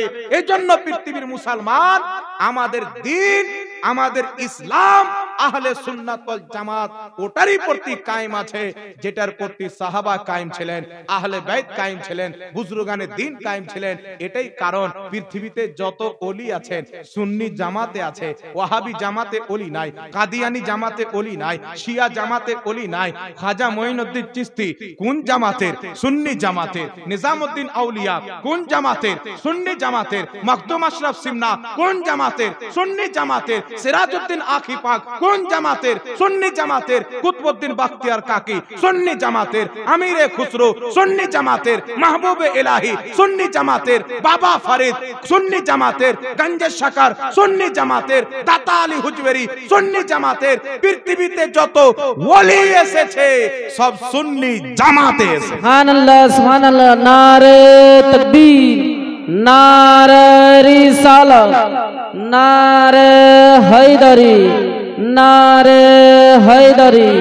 মাসলাকে আলা হযরত, মাসলাকে আলা হযরত উলামা আহলে সুন্নাত। বলেন তো বাবা, যদি আমাদের দল ভুল থাকতো তো গৌসে আজম সুন্নি জামাতে আসতো? খাজা মঈনুদ্দিন চিশতির মতন ওলি যদি ভণ্ড সুন্নি হতো, বিদাতি হতো, মুশরিক হতো, তো আল্লাহর ওলি কি করে হলো?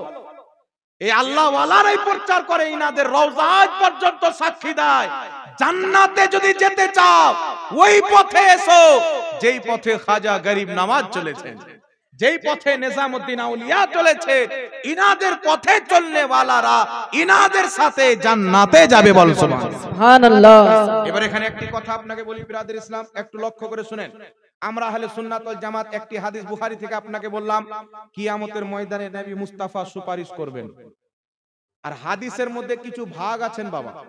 নবী মুস্তাফা কিয়ামতে সুপারিশ করবেন, এটা হাদিসে মুতাওয়াতির দ্বারা প্রমাণিত।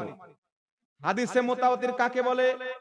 যেই বিষয়ে হাদিস ব্যাপকভাবে সাহাবায়ে কেরাম বর্ণনা করেন, যার মিথ্যা হওয়া অসম্ভব, ওই হাদিসকে হাদিসে মুতাওয়াতির বলে। কমপক্ষে 10 জন সাহাবা বর্ণনা করলে মুতাওয়াতিরের দরজা লাভ করবে।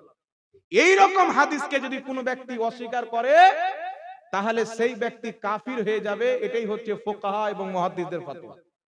তো আল্লাহর নবী সুপারিশ করবেন এই মর্মে এত ব্যাপকভাবে বুখারীতে, মুসলিমে, তিরমিজিতে, আবু দাউদে, ইবনে মাজাতে, মিশকাতে, মুসান্নাফে আব্দুর রাজ্জাক, মুসান্নাফ ইবনে আবি শাইবাতে এত ব্যাপকভাবে বর্ণিত হয়েছে। কোন ব্যক্তি যদি নবীর সুপারিশকে অস্বীকার করে যে নবী কিয়ামতে কোনো উপকার করতে পারে না, শাফাত করতে পারে না, আল্লাহর ইজ্জতের কসম, কুরআন হাদিসের যে ইসলাম, ওই ইসলামের দৃষ্টি থেকে সেই ব্যক্তি কাফির হয়ে যাবে। কারণ মুস্তাফা কিয়ামতে সুপারিশ করবেন, এটা খোদার কুরআন দ্বারাও প্রমাণিত, মুস্তাফার হাদিস দ্বারাও প্রমাণিত। বেশক সুবহানাল্লাহ। আর আমরা আহলে সুন্নাত ওয়াল জামাত, আমাদের আকীদা নবী তো সুপারিশ করবেন, আল্লাহর ওলিরাও করবে। এখানে একটা কথা বলছি বাবা, যেভাবে তারা মানুষকে ধোঁকা দেয় কিছু মৌলবী, যেই কিয়ামতের ময়দানে প্রত্যেক নবী নফসি নফসি করবেন, সেখানে তোমার পীর কি করে বাঁচাতে পারে বলে না বাবা? তো হাদিসে তো আছে যে আদম নবী নফসি নফসি করবেন, সব নবী সবাই ইয়া নাফসি করবেন, বলবেন ইযহাবু ইলা গায়রি, অন্য করে কাজ যাও, আমি পারবো না। তো আদম নবী বলবেন ইযহাবু ইলা গায়রি, ইব্রাহিম নবী বলবেন ইযহাবু ইলা গায়রি, সব নবী ইযহাবু ইলা গায়রি বলবেন। তো তোমার পীর কি করে বাঁচাতে পারে? নবী বল না তোমার পীর বড়।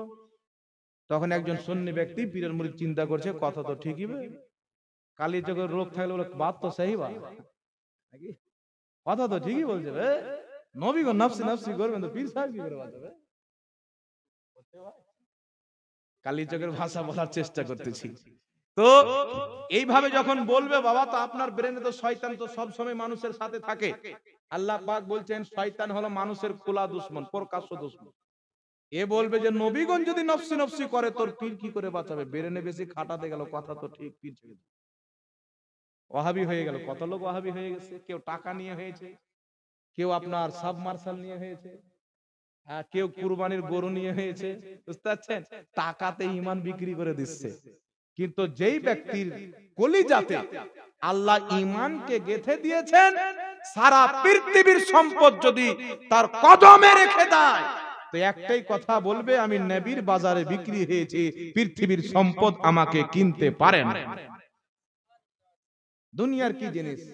যদি নবীর আশিককে বলা হয় তুমি জান্নাত নিবে না মদিনা নিবে? জান্নাতে কি নাই? কি নাই জান্নাতে?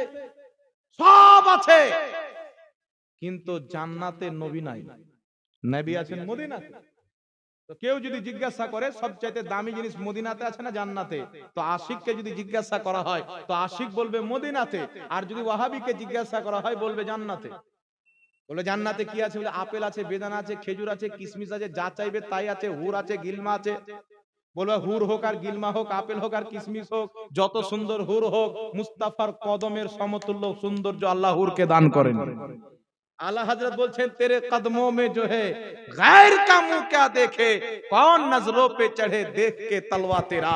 हजरत जिब्रील अलैहिस सालाम এসে বলছেন ইয়া রাসূলুল্লাহ, আমি প্রত্যেক যুগকে দেখেছি, আদমের যুগ, ইব্রাহিমের যুগ, মুসার যুগ, উত্তর দক্ষিণ পূর্ব পশ্চিম, জান্নাত জাহান্নাম সব দেখেছি, সারা পৃথিবীকে ছানবান করে দিয়েছি, আপনার মতন কাউকে পাইনি। ইমামে আহলে সুন্নাত বলছেন यही बोले सिदरा वाले माने जिब्रील, यही बोले सिदरा वाले, चमने जहां के थाले सभी मैंने छान डाले, या रसूल अल्लाह तेरे पाए का ना पाया। बेशक सुभान अल्लाह, আপনার পায়ের সমতুল্য পেলাম না, গোটা দুনিয়াকে দেখলাম। তো জান্নাতে নবী মুস্তাফা আছে বাবা। হুর বেশি সুন্দর না নবী বেশি সুন্দর? একজনকে জিজ্ঞাসা করা হচ্ছে, সৌন্দর্যের আলোচনা হচ্ছে, তো একজন কবি দাঁড়িয়েছেন ইংল্যান্ডের মাটিতে সৌন্দর্যের আলোচনা করতে, বলছেন ইউসুফ আলাইহিস সালাম এত সুন্দর ছিলেন, দেখতে এত সুন্দর যে তিনার সামনে কিছু মহিলারা আপেল কাটতে ছিল, কোন একটা ফল আপেল কাটতে ছিল, আর ইউসুফ নবীকে সামনে যেতে বললেন আলাইহিস সালাতু ওয়াস সালাম। তো ইউসুফ নবীর চেহারা দেখে মহিলারা নিজের আঙ্গুলকে কেটে দিলেন, জমিনে আঙ্গুল কেটে ছুটে পড়ে গেছেন, এদের জানে না যে আঙ্গুল কেটে। এত সুন্দর চেহারা ইউসুফ আলাইহিস সালামের, তিনার চেহারাকে দেখে আঙ্গুল কেটে দিয়েছেন, খবর নাই। আল্লাহ হযরতের কানে খবর আসলো, ইউসুফ আলাইহিস সালামকে তো আল্লাহ সৌন্দর্য দিয়েছিলেন, প্রত্যেক নবী লাজবাব, প্রত্যেক নবীর কদমের জুতা আমাদের মাথার তাজ, সব নবী আমাদের সর্দার। কিন্তু আলা হযরত বলছেন, কি বলতেছেন, হুসনে ইউসুফ পে কাটি মিস্র মে উंगलिया, হুসনে ইউসুফ পে কাটি মিস্র মে उंगलिया, सर कटाते हैं तेरे नाम पे मर्दाने अरब। ইউসুফ নবীর চেহারাকে দেখে মহিলারা আঙ্গুল কেটেছিল, মুস্তাফার চেহারাকে দেখে মক্কা মদিনাবাসী যুবকরা নিজের গর্দান কাটিয়ে দিয়েছে। बेशक সুবহানাল্লাহ সুবহানাল্লাহ। সাহাবা যুদ্ধের ময়দানে গর্দান কাটাচ্ছে, একজন মহিলা কোলে করে একটা ছেলে নিয়ে এসেছেন। আমার নবী এলান করে দিলেন যে যুদ্ধের ময়দানে তোমরা যারা যুদ্ধ করতে পারবে বাড়ি থেকে তলোয়ার নিয়ে বেরিয়ে যাও, আর যারা যুদ্ধ করতে পারবে না তাদের অস্ত্রগুলো যারা করতে পারবে তাদেরকে দিয়ে দাও। নবী আমার এলান করেছেন, সাহাবা বর্ণনা করছেন রাসূলুল্লাহর কদমে অস্ত্রগুলো রেখে দেওয়া হলো। একজন মহিলা কান্না করতে করতে ছোট বাচ্চা 6 মাসের দুধ পান করা বাচ্চা নিয়ে নবীর দরবারে হাজির। ইয়া রাসূলুল্লাহ, ইয়া হাবিবাল্লাহ, না আমার কাছে অস্ত্র রয়েছে না কিছু রয়েছে, আমার স্বামী আপনার পক্ষে লড়াই করে জঙ্গে বদরে শহীদ হয়ে গেছেন, আমার ভাইও শহীদ হয়ে গেছেন, বাপও নাই ভাইও নাই কেউ নাই, সব তো ইসলামের জন্য শহীদ হয়েছে। আমার কাজ যদি আমার স্বামী থাকতো আজকে আপনার সঙ্গী হিসাবে পাঠিয়ে দিতাম। ইয়া রাসূলুল্লাহ, কিছুই নাই, এই 6 মাসের সন্তানকে আপনি নিয়ে যান, যেন আমি আল্লাহকে বলতে পারি তোমার নবী যখন যুদ্ধের জন্য ডাক দিয়েছিল আমি আমার সন্তানকে তোমার নবীর সঙ্গে পাঠিয়েছিলাম। আমি অংশগ্রহণ করেছিলাম, নবীর চোখ দিয়ে পানি বেরিয়ে গেল। মুস্তাফা আলাইহিস সালাতু ওয়াস সালাম বলছেন, বেটি তোমার এই ছোট সন্তান কি করবো, আল্লাহ তোমার মোহাব্বত কবুল করুক, কিন্তু এই ছোট বাচ্চা তো যুদ্ধ করতে পারে না, লড়াই করতে পারে না, তলোয়ার চালাতে পারে না, একে নিয়ে গিয়ে করব কি?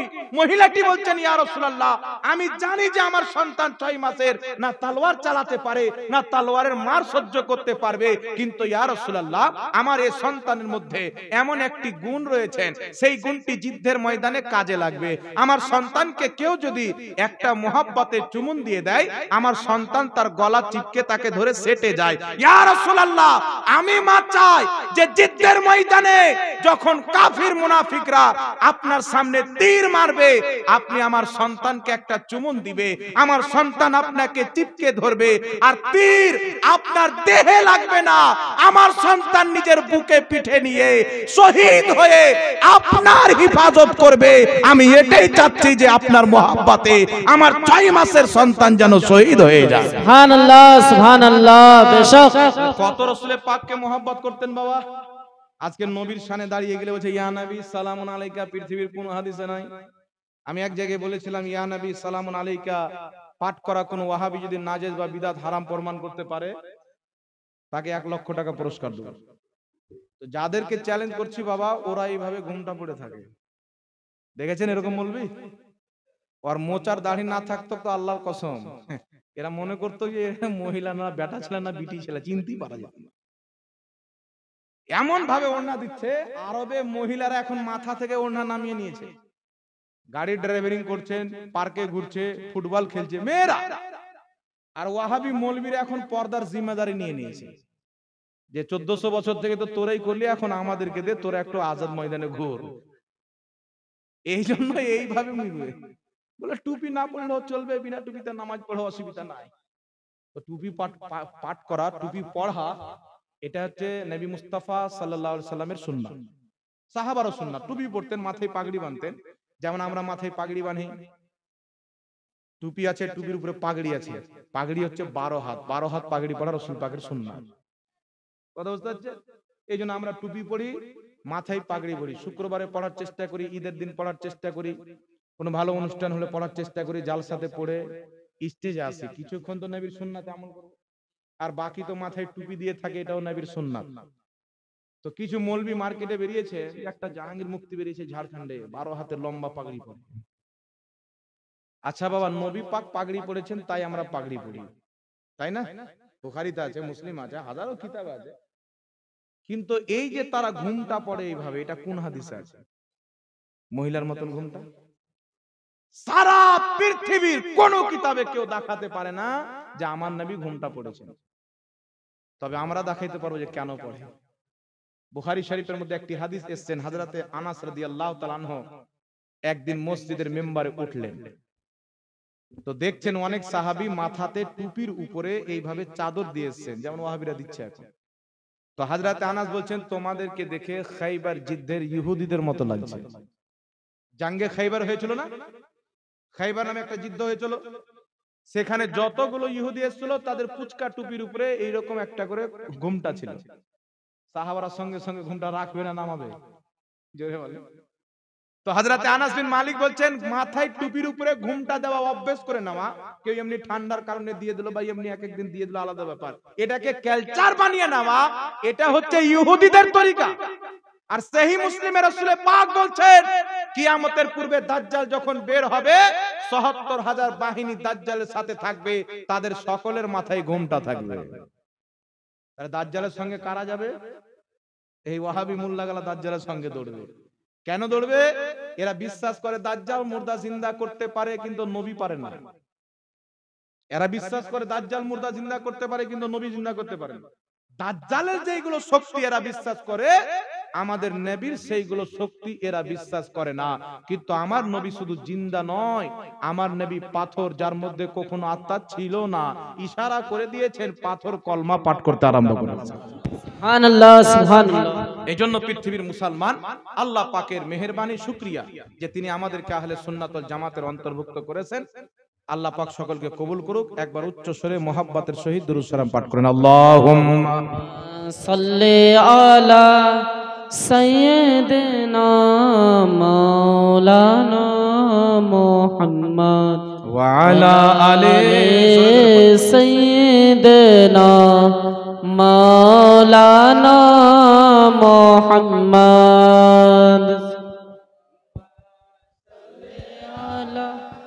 সাইয়্যিদিনা মাওলানা মুহাম্মদ ওয়া আলা আলি সাইয়্যিদিনা মাওলানা मुहम्मद।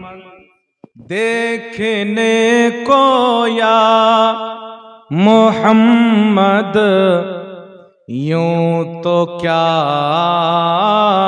देखा नहीं। সুবহানাল্লাহ সুবহানাল্লাহ। সুবহানাল্লাহ বললে আপনাদের নামায় আমালে একটু করে নেকি বাড়বে। আর আশা করি কালিয়ার চোখে সুবহানাল্লাহ বলা জায়েজ আছে নাকি বলেন? বাংলাদেশে একজন মৌলভী জিকির করছে লা ইলাহা ইল্লাল্লাহ, একজন মৌলভী বলছে মৌলভী চুপ, পাশে একটা লোক সাধারণ আছে বলছে চুপ, বলছে কেন? বলছে এই জিকির করা যাবে না। বলছে আফজালুল জিকিরে লা ইলাহা ইল্লাল্লাহ, আমি তো আফজাল জিকির করছি। বলছে মাইকে করা যাবে না। তো এরকম জাহিল লোক অন্য অন্য এলাকাতে আছে, আশা করি এইগুলো এলাকাতে নাই। থাকলে আমাদের যুবক ভাইরা সাইজ করে দেবে ইনশাআল্লাহ, নাকি বলেন? আর পিটিয়া কাঁচা কমচি দিয়ে পুষ মাসে মারবেন না, গরমের টাইমে মারলে অত আঘাত হবে না, পুষ মাসে মারবেন তো ইনশাআল্লাহ মনে রাখবে বেটা যে হ্যাঁ কিছু হয়েছে। দেখ একটু জোরে বলেন তো সুবহানাল্লাহ। নারে তাকবীর, জোরে নারে তাকবীর, আল্লাহু আকবার, নারে রিসালাত ইয়া রাসূলুল্লাহ। देखने को या मोहम्मद यूं तो क्या देखा नहीं।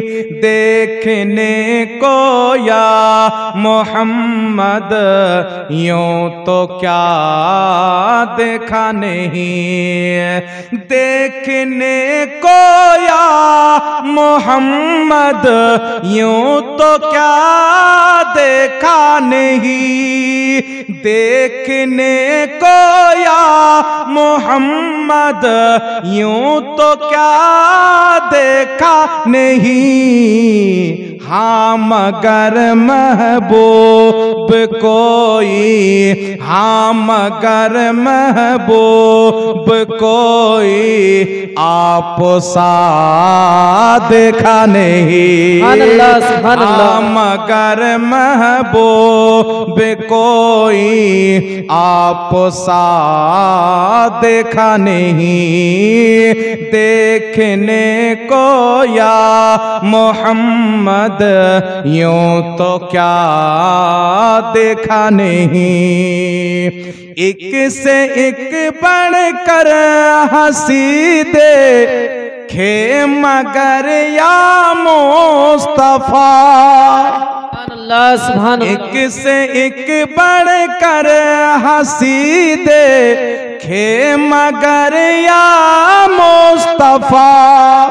एक से एक बढ़कर हंसी देखे मगर या मुस्तफा तुमसे बढ़कर हुस्न वाला, तुमसे बढ़कर हुस्न वाला दूसरा देखा नहीं, तुमसे बढ़कर हुस्न वाला दूसरा देखा नहीं। देखने को या मोहम्मद यूं तो क्या देखा नहीं, हाँ मगर महबूब कोई आप सा देखा नहीं। मीम का पर्दा उठाकर ओ निगाहे शौक से, मीम का पर्दा उठाकर वो निगाहे शौक से मुस्तफा को देख ले जिस, मुस्तफा को देख ले जिस ने खुदा देखा नहीं, मुस्तफा को देख ले जिस ने खुदा देखा नहीं। देखने को या मोहम्मद यूं तो क्या देखा नहीं।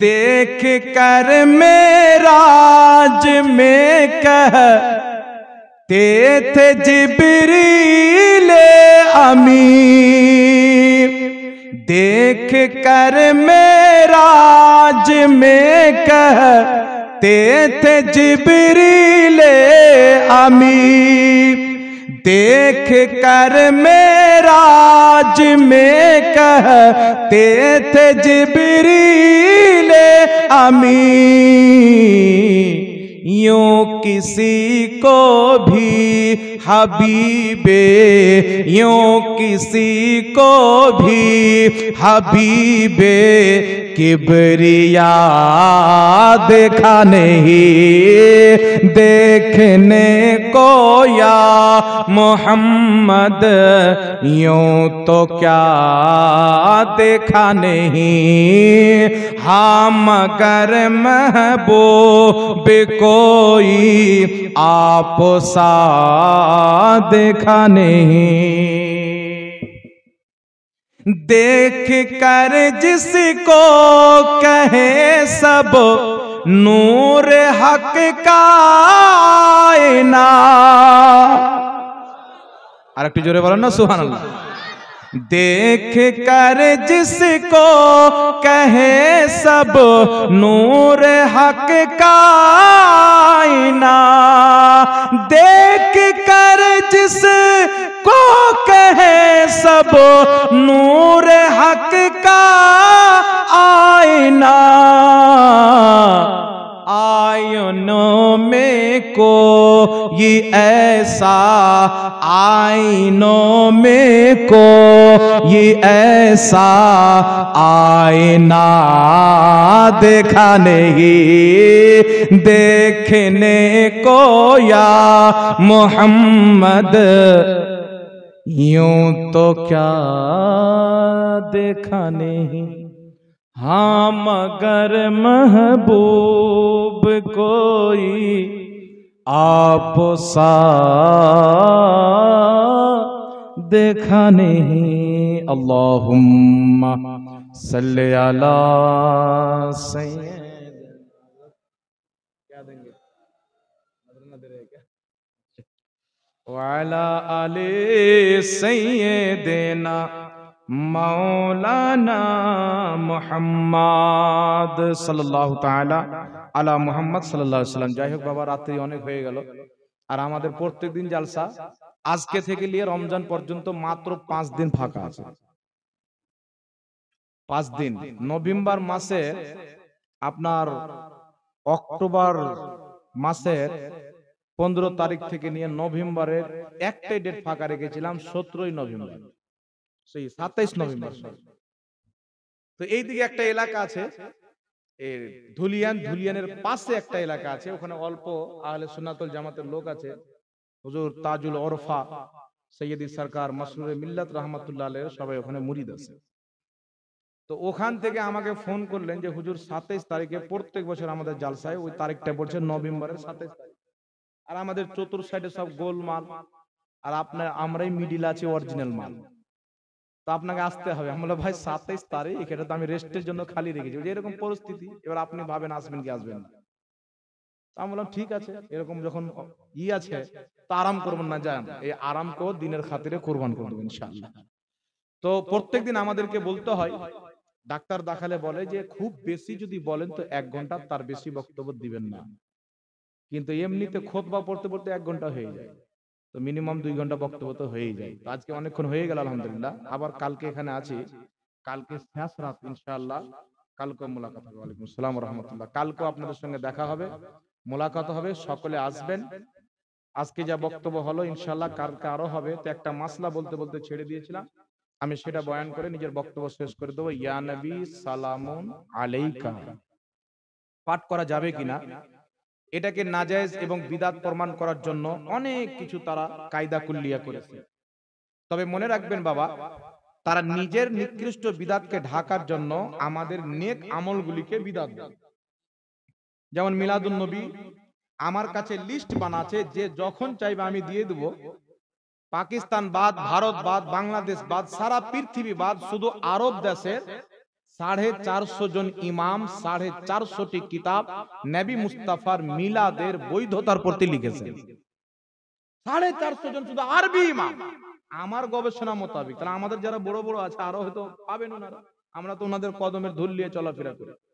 তাহলে 450 জন ইমাম যারা নবী মুস্তাফার মিলাদের প্রতি কিতাব লিখেছেন, কিয়ামকে জায়েজ বলেছেন, তিনাদের লেখা কিতাব যদি বাদ দিয়ে দেয়, তো না হলে হাদিসদের ডুগডুগি বাজবে, না কাদিয়ানের ডুগডুগি বাজবে। সবাই ওখান থেকে ইলম অর্জন করে। এই জন্য আমি আপনাদেরকে বলতে চাই, তারা নিজের বিদাতকে, যেমন আহলে হাদিসদের আকীদা আল্লাহ ঝুট বল सकता है। কোন বই আছে? তাকওয়াতুল ঈমান। ভারত, বাংলাদেশ, পাকিস্তানের সর্বপ্রথম আহলে হাদিসদের কিতাব যেটা ছাপা হয়েছে, সেই কিতাবটার নাম হলো তাকওয়াতুল ঈমান। এই কিতাবে লিখেছে আল্লাহ মিথ্যা বলতে পারে, আল্লাহ ঝুট বল सकता है। আরেকটি ইসমাইল দেহলভির কিতাব এক রোজা, আহলে হাদিসরা নিজের কিতাবে তাকে মুজাদ্দিদ লিখেছেন। আমাদের মুজাদ্দিদ আলা হযরত, ওদের মুজাদ্দিদ ইসমাইল দেহলভি। এই ইসমাইল দেহলভি সিরাতে মুস্তাকিমে লিখেছেন, নামাজের মধ্যে গরু, ছাগল, জেনা, মিনার শরণ চলে আসে, নামাজ হয়ে যাবে, নবীর শরণ আসলে নামাজ হবে না। জোরে বলুন না নাউজুবিল্লাহ। তো এইগুলো কুফরি বিদাতি, নবী মরে মাটির সাথে মিশে গেছে, নবী সুপারিশ করতে পারে না, নবীর ওসিলা নামাজ চলবে না, এইগুলো নিকৃষ্ট বিদাত। পূর্বে কোন মুসলমানের এই আকীদা ছিল না। আমার নবী এবং সাহাবীর, এমন কি যে আল্লাহর কোরআনের দেওয়া আকীদা আছে। কোরআন পাকে আল্লাহ একটা তাবুতের উল্লেখ করেছেন ঘটনা, যাকে তাবুতে সাকিনা বলা হয়। আপনার ফিলিস্তিনের মাটিতে মসজিদে আকসাতে একটি জায়গা রয়েছে, সেই জায়গাতে একটা হাইকালে সুলাইমানি একটা ছিল, ইমারত, সেখানে তাবুতে সাকিনা রাখা ছিল। ওটা বারবার ধ্বংস হয়েছে, এখন কোথায় আছে আল্লাহু আ'লাম। তো এই তাবুতে সাকিনা কওমে বনি ইসরাইলের নিকটে ছিল। তারা এই তাবুতকে নিয়ে যুদ্ধের ময়দানে যেত, তো ওই তাবুতের বরকতে প্রত্যেক যুদ্ধের ময়দানে আল্লাহ তাদেরকে বিজয় দান করতেন। আর যখন বৃষ্টি হতো না, পানি বন্ধ হয়ে যেত, তারা ওই তাবুতকে সামনে রেখে তার ওসিলায় দোয়া করতো, আল্লাহ সঙ্গে সঙ্গে বৃষ্টি দিত। তা আমি চিন্তা করলাম, আল্লাহ ওই তাবুতে ছিল কি, যার ওসিলায় যুদ্ধের ময়দানে তুমি বিজয় দান করেছো, যার ওসিলায় সঙ্গে সঙ্গে বৃষ্টি দান করেছো, দোয়া কবুল করেছো, কি ছিল তার মধ্যে? কুরআন পাকের অনেকগুলো তাফসীর পড়ার পর তাফসীরে কুরতুবীর মধ্যে পেলাম এবং তাফসীরে ইবনে কাসিরের মধ্যে পেলাম যে ওই সিন্দুকের মধ্যে মুসা এবং হারুন আলাইহিস সালামরা যে কলসিতে পানি নিয়ে উযু করতেন ওই কলসি ভরা ছিল, মুসা নবী যে জুতা পরিধান করতেন ওই জুতা রাখা ছিল, মুসা নবী যে লাঠি নিয়ে থাকতেন ওই লাঠি ছিল। আমি পড়ে হায়রান হয়ে গেলাম আর নিজের মুকদ্দারে নাজ করতে লাগলাম, খোদা এখন কেউ তোমার নবীর জাতের ওসিলাকে শিরিক বলে, কিন্তু তোমার কোরআন থেকে আমাদের আকীদা স্পষ্ট হয়ে গেল যে নবী তো নবী, যদি মুসা নবীর কদমের জুতার ওসিলাতে তুমি দোয়া কবুল করে নাও তোমার নিকটে বৈধ হয়, মুসা নবীর জুতার যদি এই ওসিলা থাকে মুহাম্মদ রাসূলুল্লাহর ওসিলার কি ব্যাপার? मोहताज का जब ये आलम है, मुख्तार का आलम क्या होगा जब उनके गदा भर देते हैं शाहाने जमाने की झोली। अरे मोहताज का जो आलम है तो मुख्तार का आलम क्या होगा? अरे चिंता करें बाबा, कुरान द्वारा प्रमाणित হচ্ছে নবীর জুতোর ওসিলাতে আল্লাহ দোয়া কবুল, লাঠির ওসিলায় কবুল করে। সহিহ মুসলিমে হাদিস, একজন মহিলার কাছে নবী মুস্তাফার একটা জুব্বা ছিল। নবীর ইন্তেকালের 35 বছর পর যখন কোন ব্যক্তি অসুস্থ হতো, নবীর জুব্বা মুবারককে ডুবিয়ে পানি পান করে দিত, সঙ্গে সঙ্গে অসুখ ভালো হয়ে যেত। আর এখন মার্কেটে গাঁজাখোর মাতাল বেরিয়েছে, নাম আহলে হাদিস। আহলে হাদিস নাম রাখুক, আর আহলে পায়জামা রাখুক, আর আহলে নাড়া রাখুক, ও নাম যা রেখেলে নবীর ওসিলাকে যদি শিরিক বলে ওর ঈমান থাকবে? আর আমাদের সামনে বসতে যাচ্ছে, আর আমরা চ্যালেঞ্জ করব বিমল দাসের বেটাকে, তো অ্যাকসেপ্ট করবে খহালের বকরি, যাকে ওর বউ চিনে না ও চ্যালেঞ্জ অ্যাকসেপ্ট করবে। তাহলে বলেন তো বাবা, আমি যদি আমার যে ছাত্র হওয়ার যোগ্য রাখে না ওর সাথে বসতে যাই, তাহলে আমার প্রেস্টিজটা থাকবে? একটি কিতাব আছে মুনাজরা রাশিদিয়া, আছে না? ওই কিতাবে লেখা আছে মুনাজরা করলে দুইজন মাধ্যে মোকাবিলার হতে হবে। যদিও বিমল দাসের বেটাও আমাদের সামনে মুখ বন্ধ করে বসে থাকবে, কারণ ও আরবি পড়তে পারবে না, তবু ওকে বলছি যে ও লোককে গুমরা করছে ভুলভাল বলে, তো একদিন যদি সামনে পেয়ে যায় তো বেটার মুখোশটা খুলে দেবো, ওকে ভিটামিন ট্যাবলেট খেলিয়ে দেখিয়ে দেবো যে এর ভিতরে কিচ্ছু নাই, এ বেটা ফাকরুল্লাহ দাঁড়িয়ে আছে। ও দেখছে যদি ভারতের মৌলবীর সাথে বসে যায়, তো এরা আমাদের আনাচে কানাচে অলিতে গলিতে কোথায় কি রাখা আছে এদের হাতে সব আছে, ওদের জনম কুণ্ডলী আমাদের হাতে আছে বাবা। যেই দিন পাটারা খুলবে সারা পৃথিবী দেখে নিবে যে আহলে হাদিস নিজেকে সত্য তো দূরের কথা, খোদার ইজ্জতের কসম খেয়ে নবীর মেম্বারে বলছি আমাদের সামনে নিজেকে মুসলমান প্রমাণ করতে পারবে। যাদের গুরুরা লিখে রেখেছে আল্লাহ ঝুট বল सकता है, ও মুসলমান প্রমাণ করতে পারবে? ফাতোয়া আমরা দিব না, শ্রোতারা ওয়াহাবি শ্রোতা বলবে পাক্কা কাফির। কেন? আল্লাহ কোনোদিন মিথ্যা বলতে পারে না, আল্লাহ চুরি করতে পারে না, আল্লাহ জুলুম করতে পারে না। এই জন্য পৃথিবীর মুসলমান এরা বলছে ইয়া নবী সালামুন আলাইকা পাঠ করা যাবে না, কারণ এটা নবী পাঠ করেনি। আমি আপনাকে বলতে চাই সাল্লাল্লাহু আলাইহি ওয়াসাল্লাম, এটা কি বাবা? নবীর নাম নিলে পাঠ করি, এতে দুরূদও আছে, এতে সালামও আছে। তো নবী থেকে যেটা প্রমাণিত নাই ওটা পাঠ করা যাবে না। সাল্লাল্লাহু আলাইহি সাল্লাম পৃথিবীর কোন হাদিসের কিতাবে আমার নবী বলেছেন যে আমার নাম নিলে সাল্লাল্লাহু আলাইহি সাল্লাম পড়ো, একটা কেউ দেখাতে পারবে? পৃথিবীর কোন কিতাবে নাই। তাহলে ওয়াহাবিরা পড়ে কি পড়ে না?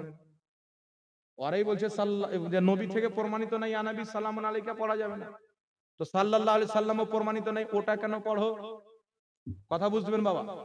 আর আল্লাহ পাক দুরূদ পড়ার হুকুম দিয়েছেন মুতলাক, আর মুতলাক জারি হয় নিজের ইতলাকের উপরে, একে মুকাইয়াদ করা যাবে না যে নবী যেটা বলেছেন সেটাই দুরূদ ইব্রাহিমী পড়তে হবে, আল্লাহুম্মা সাল্লি আলা মুহাম্মাদ ওয়া আলা মুহাম্মাদ। পৃথিবীতে যে কোনো দুরূদ হয়, মুহাদ্দিস তো দূরের কথা, আমার মতন তো দূরের কথা, কবি নজরুল যদি নবীর শানে কোনো দুরূদ লিখে দেয় ওটাও পড়া যায়। মক্কার সরদার তোমাকে সালাম, মদিনার তাজদার তোমাকে সালাম, উম্মতের গমখার তোমাকে সালাম, শাফাতের কান্ডার তোমাকে সালাম। এটা বলা জায়েজ না? না জায়েজ? এটাও তো একটা সালাম, এটা তো কোনো হাদিসের কিতাবে নাই। আমি বললাম তো জায়েজ কি করে হলো? এই যে সালাম শব্দ আছে, এই শব্দটা হাদিসের মধ্যে আছে। তো ইয়া নবী সালামুন আলাইকা, এই যে সালাম শব্দ আছে এটা সরাসরি মুস্তাফার হাদিসে আছে, জোরে বলেন।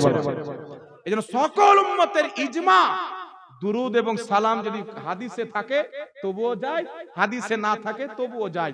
এইজন্য সহিহ মুসলিমে ইমাম মুসলিম খুতবাতে যে দুরুদ লিখেছে পৃথিবীর কোনো সাহাবী থেকেও প্রমাণিত নাই, নবী থেকেও প্রমাণিত নাই, উনার পূর্বে কোনো ইমামও লেখেনি, উনি নিজের পক্ষ থেকে সহিহ মুসলিমে দুরুদ বানিয়ে লিখেছে। তাহলে ওয়াহাবিদের ফতোয়া অনুযায়ী ইমাম মুসলিম বিদআত করেছেন, তাহলে তাদের জন্য সহিহ মুসলিম পড়াটাই নাজায়েজ নাকি? বুখারীতে জায়গায় জায়গায় ইমাম বুখারী নিজের পক্ষ থেকে দুরূদ বানিয়ে রেখেছে, তাহলে বুখারী পড়াও নাজায়েজ। তাহলে এইগুলো বিষয় নিয়ে যদি আমাদের সামনে আসে, একটা কোন হাদিসের কিতাব দিয়ে আমাদের সামনে দলিল দিতে পারবে না। কারণ যতগুলো মুহাদ্দিস হাদিসের কিতাব লিখেছেন তাদের ওটাই মানহাজ ও আকীদা ছিল যেটা আহলে সুন্নাত ওয়াল জামাতের আছে। আর ইংরেজদের কাছ থেকে আকীদা নিয়ে, ইহুদিদের কাছ থেকে নাম নিয়ে তাদের কিতাব সিরাতে সানাইয়াতে লেখা আছে, ভারতে ইংরেজদের যখন হুকুমত থাকে এরা ওয়াহাবি নাম চেঞ্জ করে ইংরেজদের কাছ থেকে আহলে হাদিস নাম নিয়েছে আর বলছে আহলে হাদিস জান্নাতে যাবে। তো ইংরেজ কেন নাম দিবে আহলে হাদিস জান্নাতে যাবে? তো নবী দিবে। নবী যে নামটা দিয়েছেন ওটা হচ্ছে আহলে সুন্নাত ওয়াল জামাত। ফুকাহায়ে কেরাম লিখেছেন এর যদি শর্ট কেউ বলতে চায় তাহলে সুন্নি জামাত। একটু জোরে বলতে হবে সুবহানাল্লাহ। এই জন্য পৃথিবীর মুসলমান বাংলাতে হোক, ইংরেজিতে হোক, হিন্দিতে হোক, ফার্সিতে হোক, চাইনিজে হোক, যে কোনো ভাষাতে হোক, আমার নবীর প্রতি সালাম পড়েন। আমার খোদা সব রকম ভাষা জানে, আমার মুস্তাফাকে সব রকম ভাষা শিখিয়েছে। সব ভাষা আমার নবী মুস্তাফা জানেন। আল্লাহ পাক বুঝার তৌফিক দান করুক। যাই হোক বিরাদর ইসলাম, আমি এখান থেকে নিজের বক্তব্য ইতি করছি। শেষে একটা গাজাল পড়ার ফরমাইশ ছিল, পড়ে দেবো না শেষ করে দেবো? বলে দেবো? একটু জোরে বলেন তো সুবহানাল্লাহ। আর একটু জোরে বলেন সুবহানাল্লাহ। আমার সাথে বলেন আপনারা, মোহাম্মদ হামারে বড়ি শান वाले। এই দাদা মাইক চাঙ্গা, আপনি লাড়বেন না, হ্যাঁ? লাড়লে বলে দেবো, ভালো নয় তাহলে আগামী থেকে আপনি মাইক নেবেন না। मोहम्मद हमारे बड़ी शान वाले, मोहम्मद हमारे बड़ी शान वाले। शान बोलो ना जी मोहम्मद हमारे बड़ी शान वाले।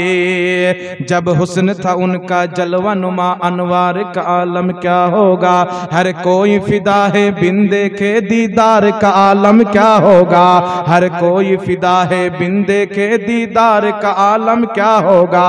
एक सिमत अली एक सिमत उमर सिद्दीक इधर उस्मान इधर, इन जगमग जगमग तारों में महताब का आलम क्या होगा, महताब का आलम क्या होगा। अल बहरु अला वल मौज तगा मन बेकश तूफा हो शुरबा, मझधार में हो बिगड़ी है हवा, मोरी नैया पार लगा जाना, मोरी नैया पार लगा जाना। अनफी अतशुं व सखा का अतम एगे सुए पाके अब्र करम, बरसन हारे रिम झिम दो बूंद इधर भी गिरा जाना, दो बूंद इधर भी गिरा जाना, दो बूंद इधर भी गिरा जाना। बस खामाए खाम नवाए रजा नए तर्ज मेरी नए रंग मेरा, इरशाद अहिब्बा नातिक थाना, चार सुराग बढ़ा जाना ना, चार सुराग बढ़ा जाना। सारे अच्छों में अच्छा समझिए जिसे, है उस अच्छे से अच्छा हमारा नबी, कहिए मोहम्मद हमारे बड़ी शान वाले, मोहम्मद हमारे बड़ी शान वाले।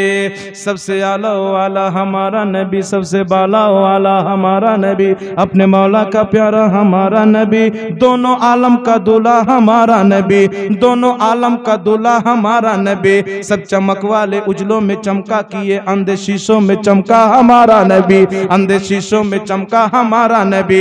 सारे अच्छों में अच्छा समझिए जिसे, सारे अच्छों में अच्छा समझिए जिसे, है उस अच्छे से अच्छा हमारा नबी, है उस अच्छे से अच्छा हमारा नबी।